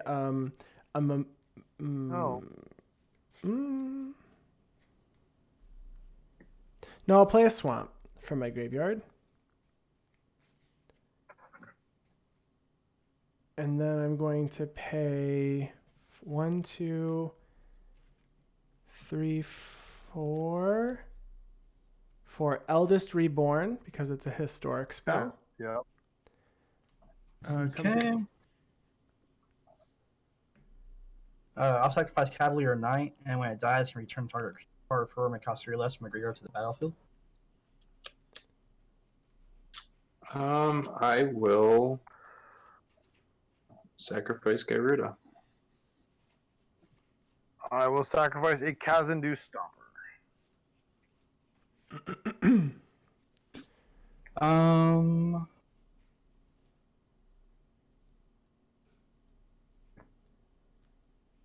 bring back a Leyline Prowler. All right. Oh, I also gain a life. Yes.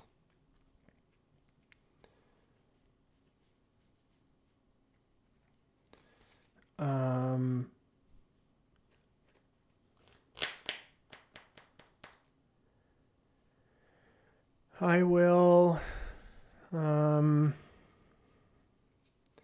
So I played a land, an enchantment. I can play a creature.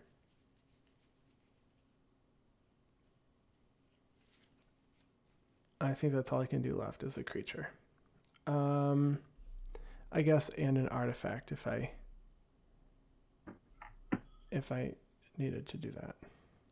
Do I have a creature that I want to do that? 1, 1, 2, 3, 4.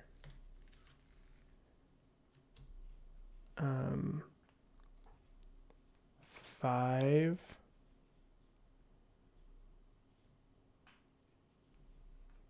6. 1, 2, 3. 1, 2, 3, 4. Yeah, this is 4, 5, 6. 7. I'm going to cast Territorial Allosaurus Kicked. That's a 5/5. When it enters, it fights another target creature. How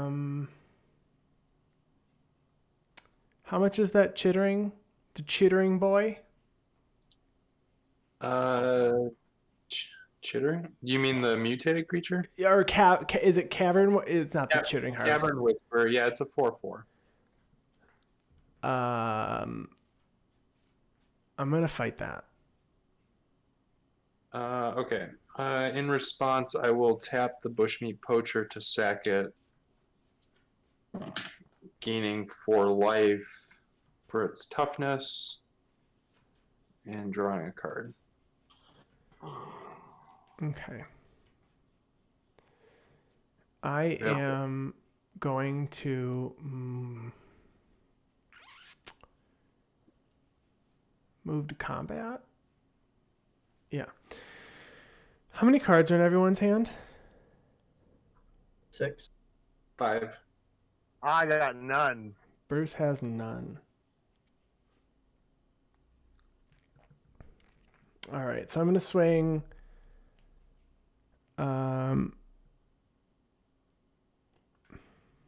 Uragos at Kalzum, Gyruda at Gyruda and Muldrotha at Chai Style Gaming. In response to That's all coming at me? It will be 9, 3 in the air, 6 on the ground. Okay. in response, since I have priority first, I'm going to tap Lotus Field. I'm going to murder the one that's attacking me. Uragos is murdered. 6 on the ground, 3 in the air. Yes.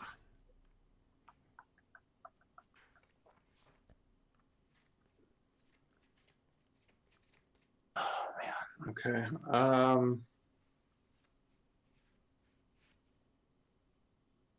Going to 9. And then after that, I pass my turn. Okay. Take 6 well, it won't matter probably, but I will chalk it up anyway. Untap. Draw. See. 9. So, I'll go ahead and play a Jungle Hollow, and that will get me I'll gain a life, and I'll get a zombie. All right. Night King is back. The Night King. I'm gonna tap for 3 red. I'm gonna tap for colorless. I'm gonna use 2 of that red and the colorless to cast Glinthorn Buccaneer. Hey. Haste 2/4. Whenever I discard a card, deals 1 damage to each opponent. Yeah, 2 mana. I can discard a card and draw a card. I can activate that only if it's attacked. After that,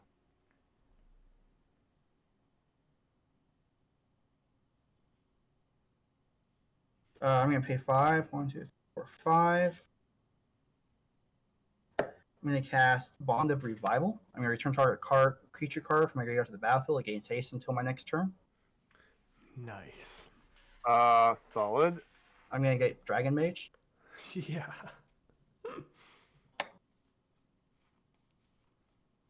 What does this do? Remind me. Flying 5/5. Whenever it deals combat damage to a player, each player discards their hand and draws 7. Ah. Yes. Ugh. That's pretty good with Glinthorn. I think it might just kill some of us, or one of us. Many of us.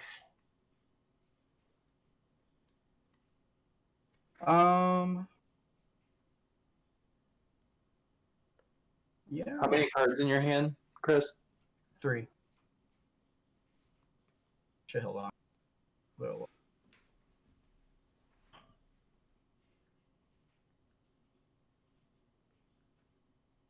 I'm gonna go to combat. And I'm going to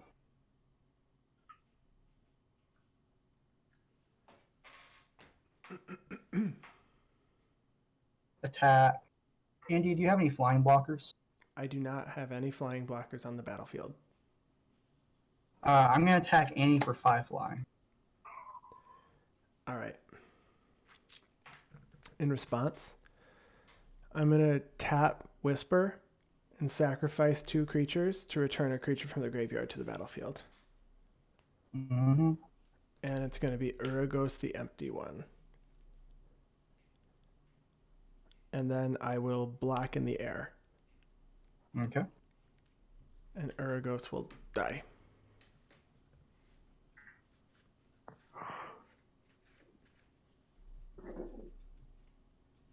Pass turn. Okay, untap. Oh, gosh. Chris, there's so many blockers on the ground. How many cards do you have in hand now? 4?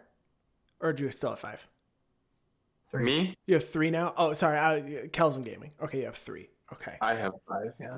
Now I have 6 on my I don't know drawers. if we make it another round, though, if that wheel happens. Yeah, I don't. That's what I was saying. I mean, we would have each taken 3.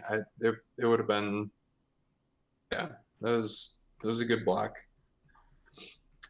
All right, so land for turn again. Definitely haven't missed many land drops. I don't know how many turns we're in, but I'm probably pretty close. I mean, I don't think I ramped. I don't know if I actually ramped. So 1, 2, 3, 4. I mean, I have 14 lands, and I don't think that I ramped. I played them all on a turn that I could have. Yeah, I have 13. I know I missed 1 land drop for sure. So we're roughly around turn 14 or turn 15. Okay, so I'm gonna go ahead and play. I need blockers at this point. So do I take or spin the wheel with Gyruda and see if we can get lucky, or do I take the sure thing? Gyruda would be 10 mana. Jeez. Okay. Yeah, all right, so I'm gonna take the sure thing. So for 8, a bunch of blue and a couple of swamps. I said there was no 2 black CMC cards in the deck, but it turns out there is. Void Beckoner. It's an 8/8 Death Touch. Okay. And then Yeah. I will also play, keep these 3 untapped. For 2 swamp, I will tap to play an Eternal Taskmaster. Very underrated card. It's a 2/3, enters the battlefield tapped. And whenever it attacks, I can pay 3, and if I do, I return a creature from my graveyard to my hand. So I don't know if it'll actually matter at this point, but it would have been cool to get that a while ago.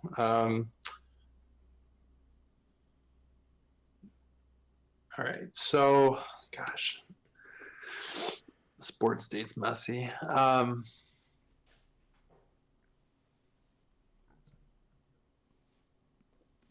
I don't even think I can really attack here, otherwise I risk dying. I mean, we're all going to have to swing Yeah, at Chris in the air because, I mean, otherwise we're just going to lose. I know. Just feel like with only 4 blockers available, last time I did that, I got hit before. I mean, we're all within killing range, I think, at this point.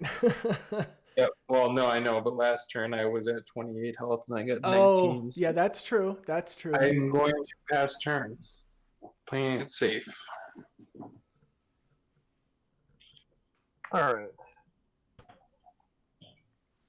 I untap, and tap, and I untap, and I draw. Huh. Well, that's a thing.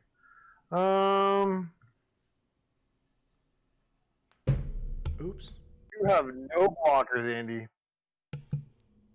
I have no blockers, but I don't think that I'm number one threat here. Nope. No. So, well, I'm going to lose some stuff, but we're going to do it here. So I am going to attack Chris Kelsom Gaming with the team. So on declarative attacks or in reef triggers, so that guy gets one of those, this guy gets one of those, and this one gets one of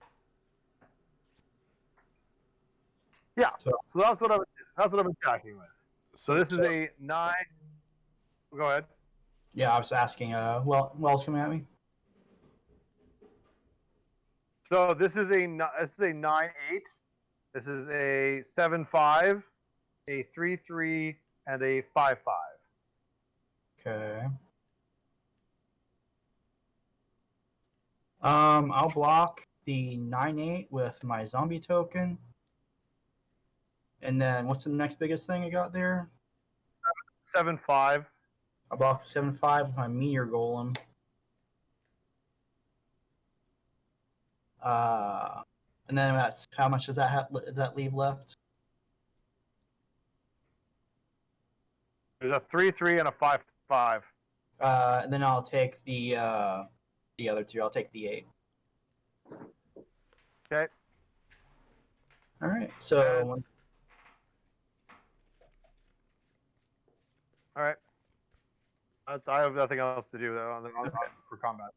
All right. I'm going to move to my second main phase, but you obviously have things to resolve with that Muldrotha.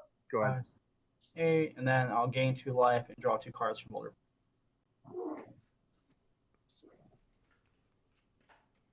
Get them. There we go.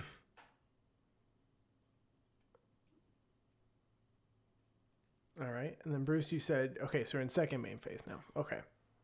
Second main phase, 1, 2, 3, 4, 5, 6, 7, 8, 9, 10, 11, 12, 13, 14. I'm going to tap 14 mana, and I will cast a Stone Coil Serpent for 14. Nice. Wow. And, that's my turn. I did things, so go ahead. All right, and a turn. I'm gonna pay 2. I'm gonna sack this Terrarian for, I don't know. I'll do a green and a black. I'm gonna draw a card when it's put into a graveyard. All right, and I'm gonna untap. And I will draw for turn. And then this will go to 3. I put a +1/+1 counter on each creature I control. They gain Vigilance, Trample, and Indestructible until end of turn.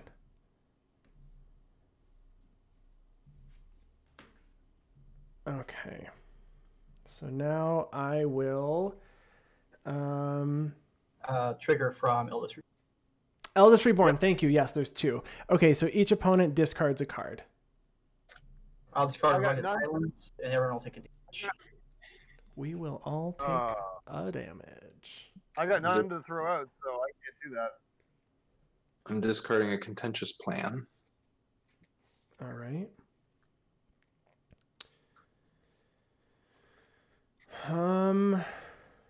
I am going to move to combat.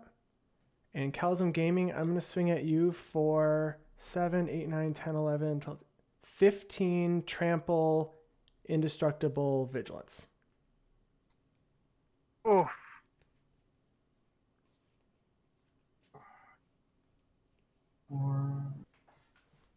I'll block Muldrotha with my Leyline Prowler. Okay. And I will take 8. It has Trample. Oh shit, that's right.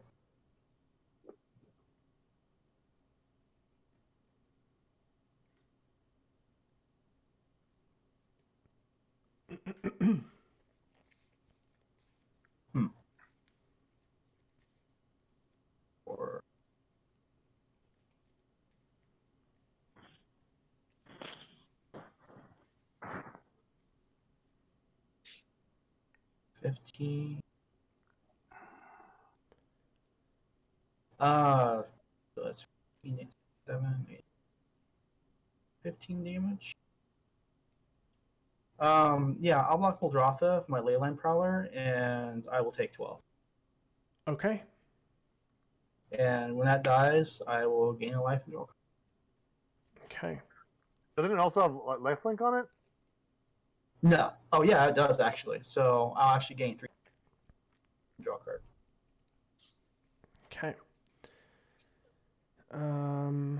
Second main, I am going to 1, 2, 3, 4, 5. I am going to cast Final Parting to search my library for 2 cards, put 1 into my hand and 1 into my graveyard. Seems good. Let's see if I have anything to do with that Dargon Mage.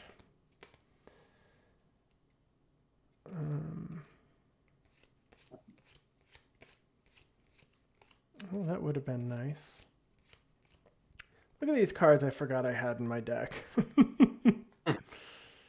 I am gonna put a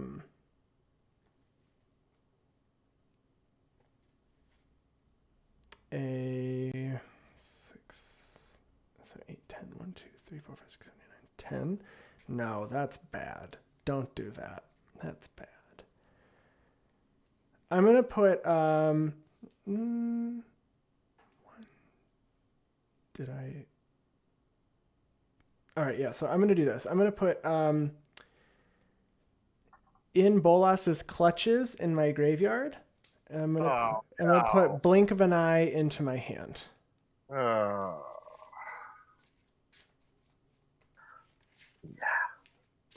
I don't actually think you have to reveal the one going to your hand.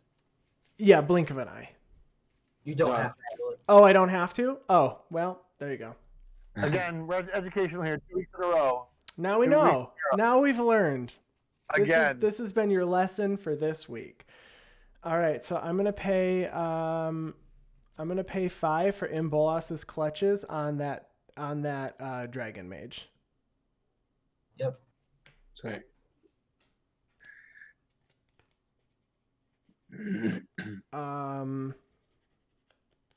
I'll draw it in a second, and then I'm going to pay a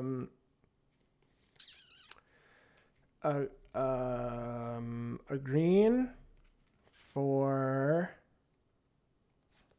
Song of Freyalise. My creatures tap for mana again, and then I am going to pay. I can only do this on my turn, so there is that, I guess. I can't really I think after that am I gonna just pass, or do I cast this Terrarian? Yeah, I'm gonna cast Terrarian as my artifact. And I believe I played a land, and if I didn't, I'm just not gonna play one. And I'm going to play I should play a creature. I'll play Tetsuko Umezawa as my creature. And then after that, I think I'm done. Yeah, I'm done. Okay.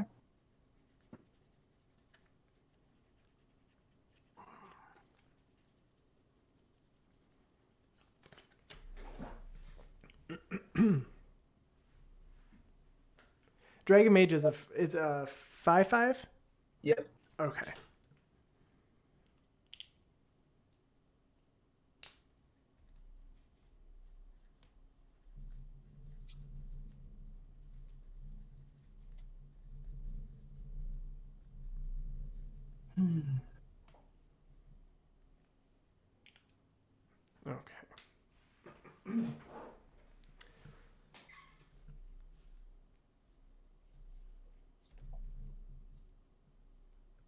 Okay. getting tense down, coming down to the wire here. It really is. It's a pretty good game.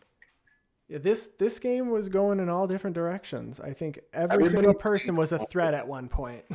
Yeah, I was gonna say everybody's in this game. Last week it was a little one-sided with Scoot Swarm, but That little Scooty Scoots. That guy did good work. It really, really did. it really did. Yeah, it was like break MTGO good. with the Yeah, it would numbers. have broken the client. Like that's the sort. I think that's what it does. I'm pretty sure. Yeah, it was definitely trending that way anyway. Yeah, 90 might not have done it, but would have been far. Drakuseth. Yeah, that seems like a thing.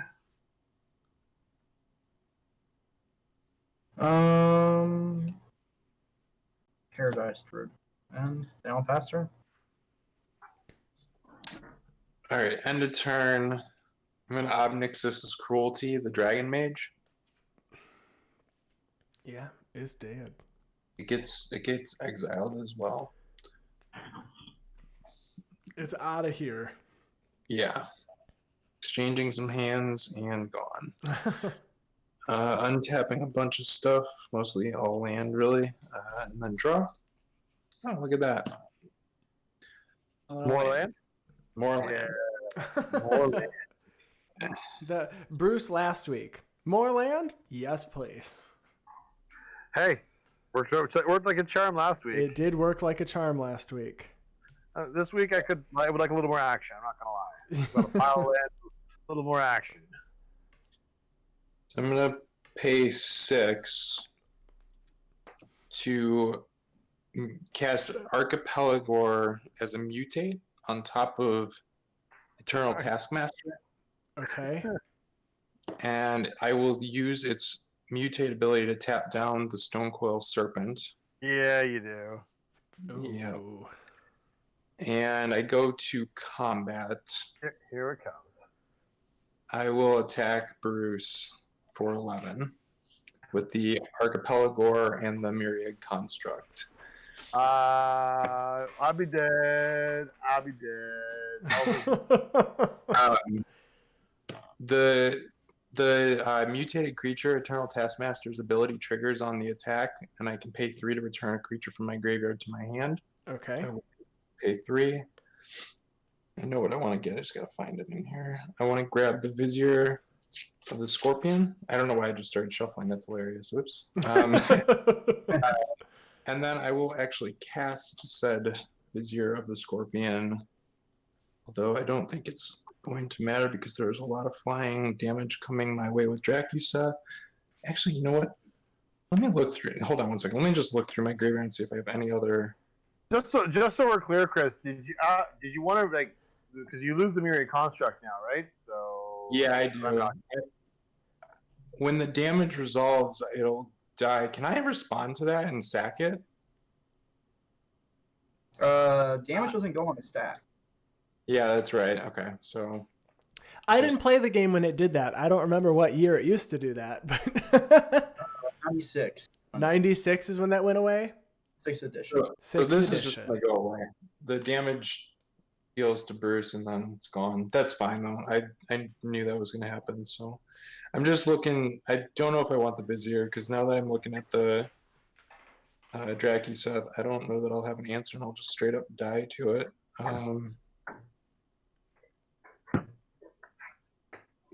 I'm still figuring that out. Let me see here. This might actually be my option.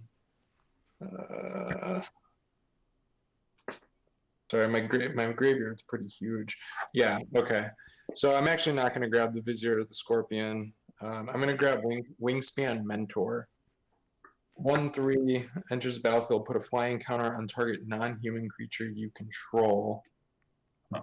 So I will pay 3. 1, 2, 3 to cast that.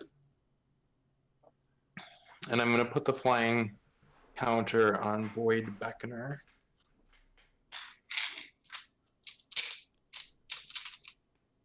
There it is. Okay.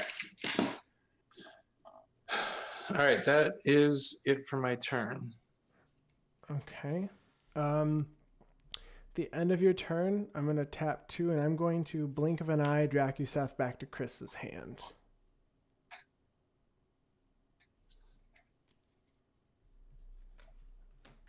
All right, untap. I will draw for turn. Song of Freyalise trigger, Eldest Reborn trigger, sack, creatures and graveyards. I have 5/2 blitz. It's the Blitz Leech. 5/2 flash enters target creature and opponent controls. It's -2/-2 and remove all counters from that creature. That's probably not. That's like the best thing in my graveyard, unless you want an Augur or Bolas. I'm gonna grab Chittering Harvester. I don't have very much good stuff. I'll keep looking. The Meteor Golem does what again, Chris? Destroy target permanent? Non-land permanent. Non-land. When it enters the battlefield. All right, I'm gonna grab.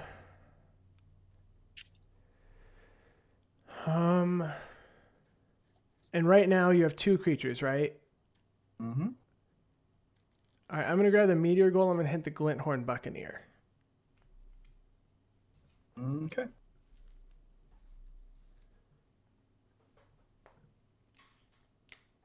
Meteor. I'll die. I'll gain life control. Okay, and then I will. So I drew my card for the turn. Okay. I am going to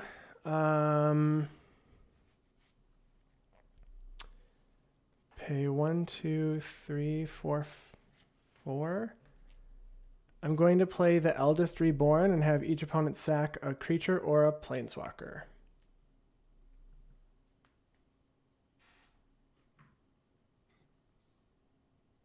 I'm gonna get rid of the Wingspan Mentor.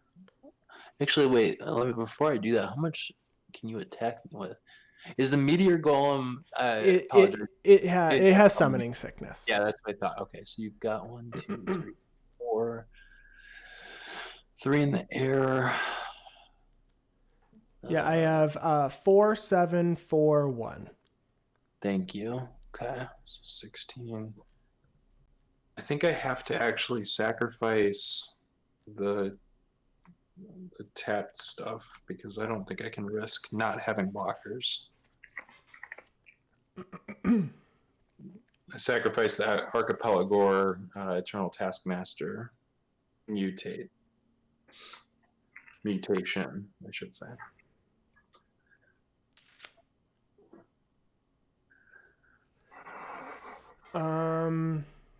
I am going to play.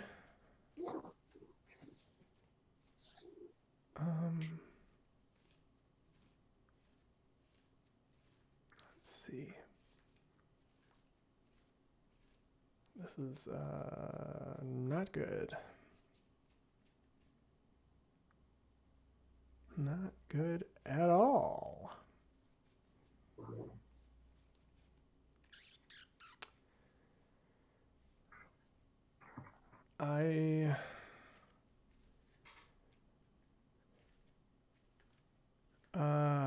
Well, okay, so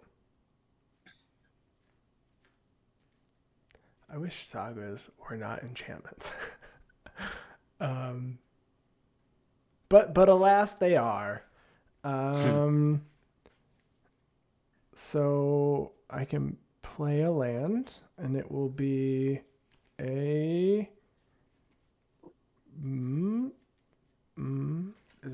what is in my hand? Nothing very good. All right, well, I'm just going to play a land from my hand, then I'm going to play a swamp. And I'm going to pay 3. 1, 2, 3, yep. And I'm going to succumb to temptation to draw 2 cards and lose 2 life. The flavor on that at 10 life is pretty good, I gotta be honest. And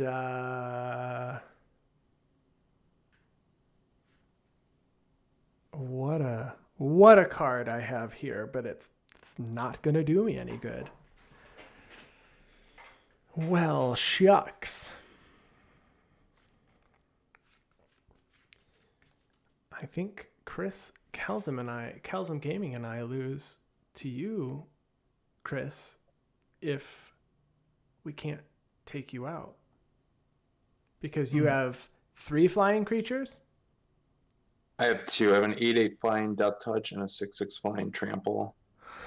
And for 3 and tap, if it comes back to me, I can put a 1/1 counter on each creature with flying.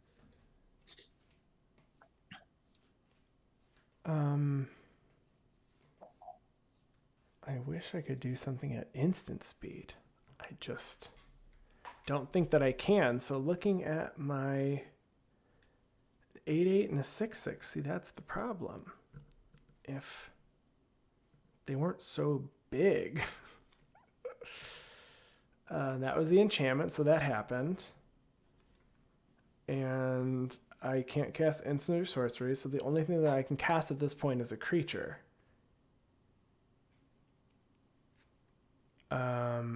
And there's that. This literally does not affect you, and you can sack something to gain life, right, Chris? Yeah. Yep. Correct. Gross. And what is that creature's power and toughness? 2/4. Okay. It cannot target itself either, so if you target it, it's just gone. Yeah, I don't think that's the problem, though. Ugh. Kelsum Gaming, do you have answers in your hand to Chai-style gaming at all?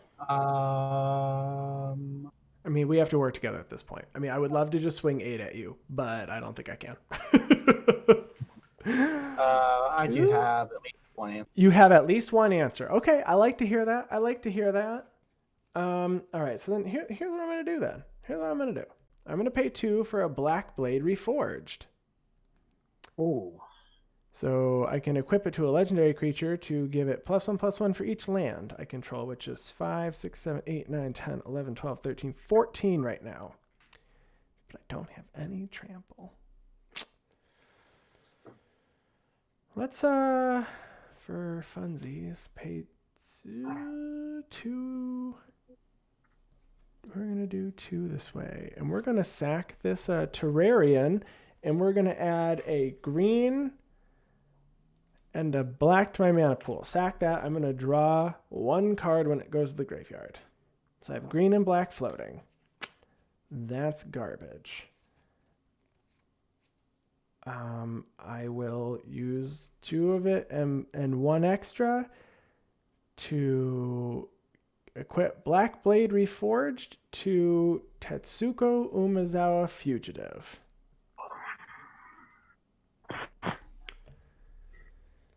I will swing. Ugh, no, it can't go to the Fugitive. It can't go there. It has to go there. I don't have 7, 3, 4, 5, 6. I guess I can tap a creature of mine to do this. You have 2 creatures with flying and Death Touch, and then just flying, right? Flying Death Touch, flying Trample. Okay, I mean, the flying creatures are going to be the problem. So I'm going to give this actually 3, 4, 5, 6, 7 to Joyra's Familiar. So it's a 19/19 flying. And I'm going to swing this over at you, Chai-style gaming. Wait, I don't have any. I can't use my answer till my turn. Correct, that's fine. I can't get through to him, though. This doesn't have trample, right? You. Yeah, so, I mean, I can take out a flyer because he has to block it, but then the other flyer would kill us. So if we can get rid of the flyers, then we can live a turn. Yeah, but one has Death Touch, so you're going to lose your flyer. That's fine. We have no choice. Okay. But he can get it back. I can get it back. We're going to lose if we don't. Yeah, so I'm going to block it with Demon Lord. Sure. And I'm actually going to use the Poacher to sack the Demon Lord. I forget whose that was originally. I think it's yours. Mine. It goes to the graveyard. That's cool. So I gain 6. Yep. And then you take nothing. we go. 14, and I draw. And that's the best I could do, Chris. There we go.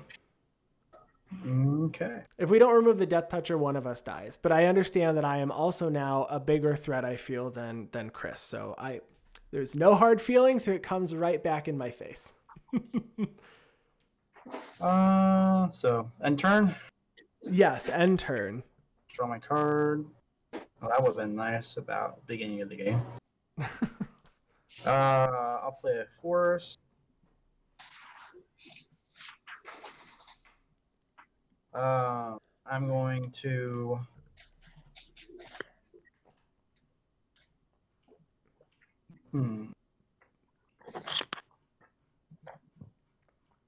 Oh, I haven't gotten a white source other than my lowest field this entire game. Oh no. I guess I didn't even realize that. Yeah. When most of your lands are tap lands, you're effectively 2 turns behind everyone else. Oh, for sure. Yeah, no, I completely understand. I'm gonna cast About Decree. I'm gonna exile the Death Toucher. Exile target creature of Planeswalker that's black or red. Then I get to scry 1.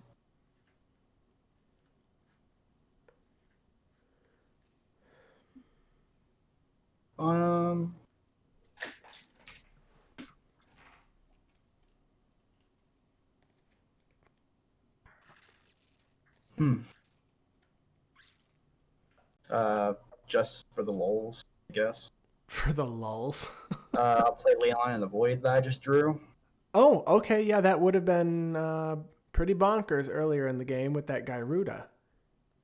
Holy crap. Is there even anything on the board that has toughness 3 or less? I don't think there is. Toughness 3 or less? 2 or less? I do not have that. Yeah. Yeah, after that, I pass turn. So I'm confused. Why did you do that to my creature? Because now we're just going to both lose to Andy. I don't get it. It's a damned if I do, damned if I don't thing. And it just makes the game end quicker. Okay. Draw.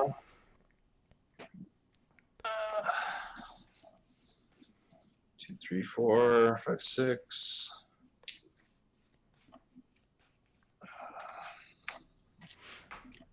7, 8, 9, 10. Gyruda. Yes. Milling 4. 1, 2, 3, 4. There's a Skittering Surveyor over here. You can tutor for a basic land to your hand. It's a 1/2 on the ground. I have a Dungeon Geist. Oh, I'm sorry. Skittering Surveyor is a 3 CMC card. I have nothing. Oh, actually, Leyline in the Void, everything's out. It's being weird. Oh, they get exiled? Oh, yeah. Gross. Oh, Yeah, that's right. It does. Well, actually, your guys does, mine doesn't. So Okay, you're only opting for my Dungeon Geist.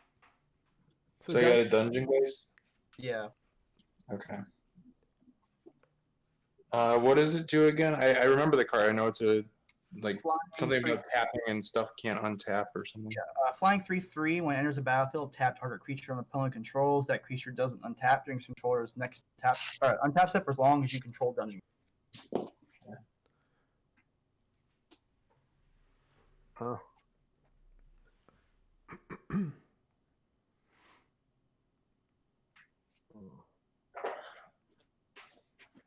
Okay, so I get that trigger right now, so I will right. Keep me honest on that.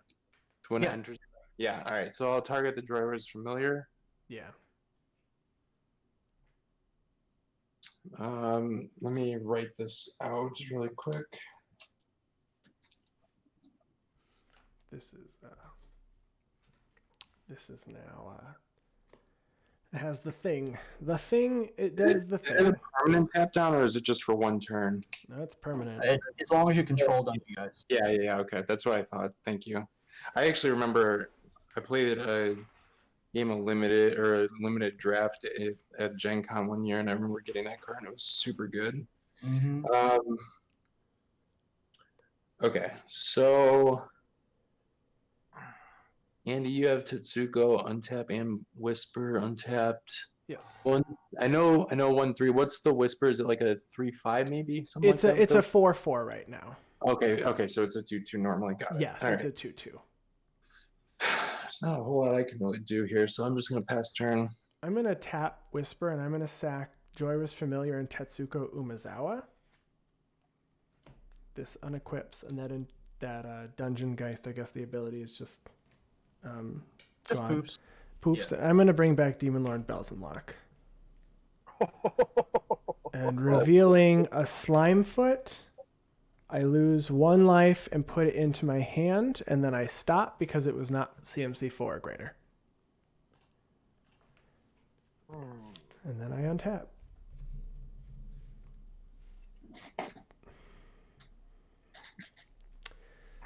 I will draw for turn.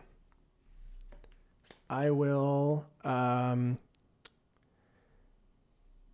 of Freyalise is going to go off. I'm going to put a +1/+1 counter on each creature I control. They gain Vigilance, Indestructible, and Trample until end of turn. The Eldest Reborn goes off. Each opponent discards a card. So in response to that going off, I am going to play a Seed Dasher Octopus. I gotta tap another island here. I'm not actually going to, well, you know what? No, I'm gonna mutate it onto the Dungeon Geist. So it's got flash. It's a 2/2 flash, and it says whenever this creature deals combat damage to a player, draw a card. Okay. And I have no cards in hand now. I will discard Flame Sweep. Nothing is too powerless or too tough and strong. I apologize. I apologize. I'm actually going to just hard cast it as a creature. I am going to do that. Oh, that's fine. Okay. Yeah, that's what I tried to say. Sorry, I'm just looking at my board state. All right. Thank you. I'm playing Island. I will equip for 3 the Black Blade over to Demon Lord Belzenlock. Does Belzenlock have trample? Yeah. Oh, I guess it already has Flying and Trample, but... Like I said, they all have trample this turn. They all have trample, yeah. I guess it doesn't actually matter. Here comes the beats. I'm going to move to combat. I'm going to swing Demon Lord Belzenlock at Chai Style Gaming. How many flyers do you have? I have 1/3/3 flyer. Okay, so this is 6. It's 23. Yeah, all right. I'll swing that at you, and then I'm going to swing Whisper and Muldrotha at Kelzum Gaming and Meteor Golem. It's exact, by the way. I had the math already done, and it's exact on my end because I could sacrifice Gyruda and block for 3, but it's exactly 23. Yep, you got me. Oh my gosh. Oh my gosh. My heart is racing right now. Literally racing. Oh my gosh. That was a good game. That was really very good game. Good game. It was excellent. Oh, all right. So that is a wrap on week 2 of our Commander Boxing League. Everybody's favorite part is coming up. Not that we don't love just playing games all day, but we love talking in our chat, preparing for this, about all the packs we're going to open. So for this week, as we did last week, we're gonna quickly go over the packs that we're gonna open. So I'm opening Guilds of Ravnica. So Golgari is in this set. The Golgari has Undergrowth. It cares about the graveyard. So we're hoping to just open a couple of cool cards. I don't know if there's any specific bombs that I want. I mean, like getting a Vraska Golgari Queen would be really nice, but absolutely not necessary. So that's what I'm opening this week. Chris. Does that set also have Surveil too, which is also plays very well with Muldrotha? You are correct. It also has Surveil. And there is, I guess, some Convoke. I'm assuming there probably could be some mono green stuff here. So I think it fits pretty well. Yeah, I'm pretty excited to open this, and I've opened quite a bit of Guilds of Ravnica. So we'll see what we get. Kelzum Gaming, what are you opening? I'm opening an Ikoria. hoping for a few different things, especially after the game tonight. I definitely need some more things to do. I basically, with this deck and the tap lane and mana base, I'm constantly 2 turns behind everyone else because Golos has been getting an inordinate amount of threat assessment on his face, despite the nature of the Sealed League and the boxes and like kind of what the deck is actually capable of. Sure. So I'm gonna open Ikoria. I might see if I can get a commander so that I just targeted the entire game with Golos, and then see what else we get because Ikoria's got some nice bombs in it. It's got cycling to be able to toss cards away and draw a card, and I definitely do need to draw. Yeah. Chris, Chai Style Gaming, you've got some Zendikar Rising over there? I've got Zendikar Rising, and I admittedly am just kind of looking for more stuff to just kind of jam into that control package. I'm looking for specifically some of the even costed creatures in black and blue. So can't name anything specifically, but any of those that exist in the set. Otherwise, also wouldn't mind opening like an Omnath to diversify into 4-color. But that would be obviously a long shot and super exciting if I hit it. Yeah, solid. That'd be great. And Bruce, you've got some Ikoria over there? I'm doing Ikoria. I liked a lot of the. I recognize that I have a lot of creatures in my deck that aren't humans, and as a result, the mutate mechanic had some appeal. But there's other things in there like a Shark Typhoon if I can land one. A few other bits and bobs that are good too. But just generally, mutate creatures. I'm not gonna lie, kind of the dream of like mutating onto a Scooty Swarm and then going wild seems like awesome. All right. Well, let's get to it. Let's start cracking some packs. Right. All right.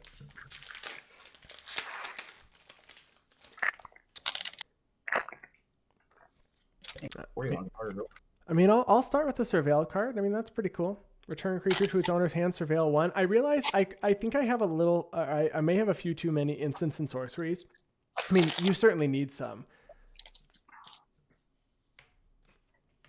But Muldrotha really does not. I opened the Shark Typhoon. Solid. Tazim Royal Mage. The order is in reverse in these packs that I got. Oh, so you must have a first printing because the third card is it like the third card's the rare? No, the first card after the swamp rare. Oh, nice. So, well, Shark Typhoon's kind of a nice good stuff card. Non-creature spell, so that could be good. I could switch Mission Briefing out, Surveil 2, choose an instant or sorcery, and if it would put into a graveyard this turn, exile instead, so you can cast a card from my graveyard. Sweet. That's I got an Narset. She's awesome. I just can't play her. Nice. I would take that off your hands. Let's see here. Making medium friends less medium. You got a Skyclave Apparition. That's a good one. Yeah. I got Clash of Titans, so there's some removal there. Target 5 target creature. More what's it? The Hydra tech. Tazim Royal Mage was one of the commons in my pack. It's 2 mana, 2/1, but you can kick it for 4. And when it enters the battlefield, if it was kicked, return instant or sorcery card from the graveyard to your hand. That's kind of good for this deck. I got an adventurous impulse, so really kind of dig and try and find a creature put in my hand. This deck definitely does need some digging power, so that actually might not too bad. This is a Migratory Greathorn. I like that guy. Oh, that's a solid one. That's a great pull. I had that in my Umori. Notion Rain, Surveil 2, draw 2, and it deals 2 to me. That's I mean, I'll take it. It's a sorcery, so you know, we'll see how that works out. Oh, Pouncing Shore Sharks, another good one. Another little guy with mutate, which is useful. That's good. Gyruda. Well, that's unfortunate. Lava Coil's great. Not in my colors, though. Got a Lithiform Blight.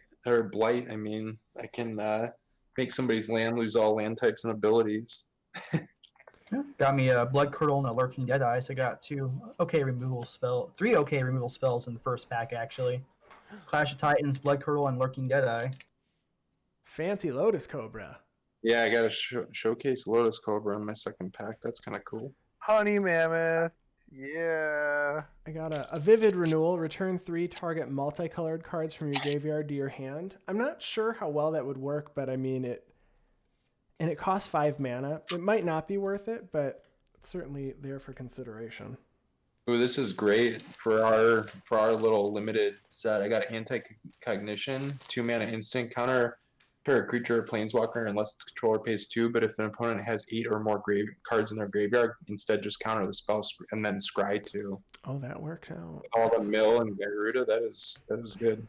That works. I got a non-portal showcase Everquill Phoenix. Ooh. 4 mana 4/4 flying. I don't know how useful its mutate would be for me, but 4 mana 4/4 flying is not that. Reconnaissance. Ooh, reconnaissance. Voracious Great Shark, which is kind of like a counter spell built on a 5/4, which is handy. It's super good. Got an Endotha Crystal. Mana rocks are obviously always welcome. Always welcome there. Golos can use them all. Blood Operative. When it enters the battlefield, I can exile a target card from a graveyard, and then when I surveil, I can return it from my graveyard. Pay 3 life to return it to my hand. I'm probably not going to have a very large surveil package in Commander. Limited. Master of Winds, 4 mana 1/4 flying, enters, draw 2, and then discard a card whenever you cast instant, trophy, or wizard. It can become a 4/1 or a 1/4. That's going to be in the deck for sure. Got Mutual Destruction. Can hit that with Gyruda too. I did open a Burglar Rat, although it's not the friendliest of cards. It does work with Muldrotha to have each opponent discard a card when it enters the battlefield. So should I play a run of Colossification next week? I mean, that'll do it. If there isn't removal at the time, that in fact does do it if you cast it on someone else's creature. Got a Genesis Ultimatum. Ooh, the ultimatums. So the Genesis is you exile and then you can cast them until your next turn?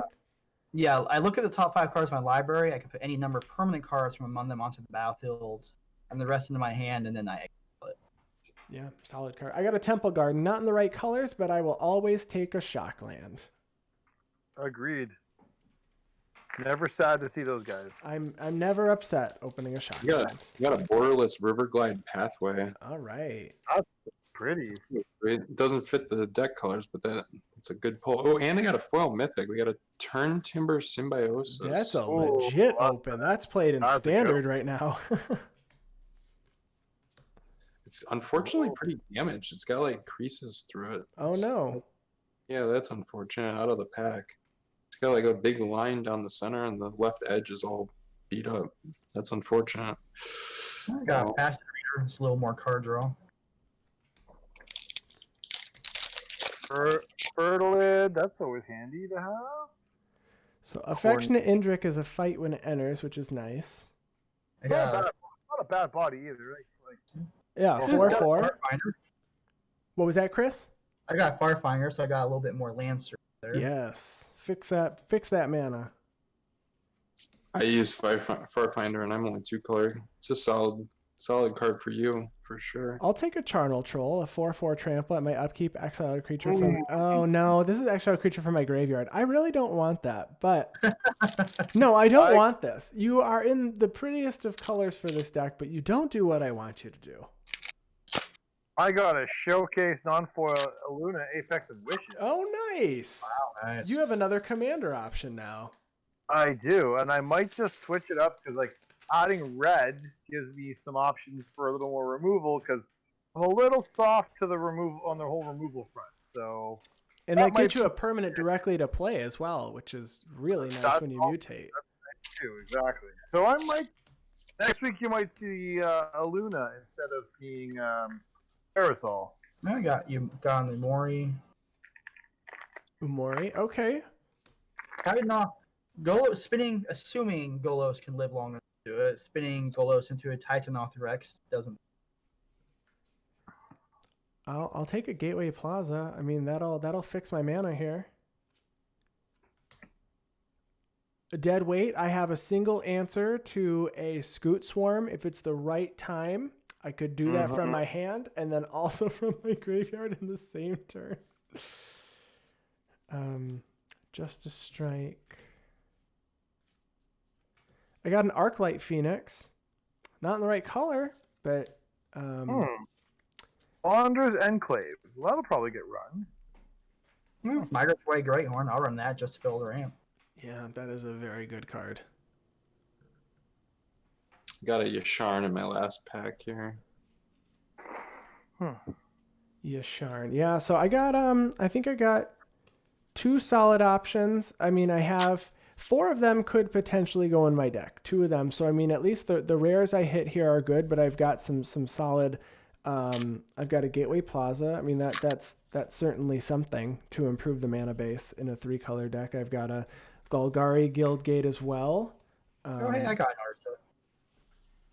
Oh, you got an Narset as well. Nice. Yeah, this is the first one we actually pulled. We haven't gotten that Narset yet from the set. That's wonderful. Yeah, I'm happy with these pulls. I feel like I've got some work that I can do with Muldrotha this upcoming week. There's the Golgari card. I know I opened it and it says all creatures. Yeah, it's a Death Touch. Akran Assassin, a 1/1 Death Touch. All creatures able to block it do so. So it's got that force block here with Death Touch. Although it can only take 1 out, it enables me for a bigger swing, I guess. And I think I cast how many times did I cast Song of Freyalise? Like 4 times this game. Multiple, yeah. Too damn much. Too damn much. All the time. Between that and Eldest Reborn, like that was more of a command. That was more of a budget commander deck than the sealed deck. Yes, that did feel it. This time it felt like a budget commander deck. Last time I just kind of dirtled and didn't really do a whole lot. This time I feel like I had my little engine online. With Muldrotha removed twice, I feel like I have some decent resiliency. I guess it's not decent. It's pretty good resiliency.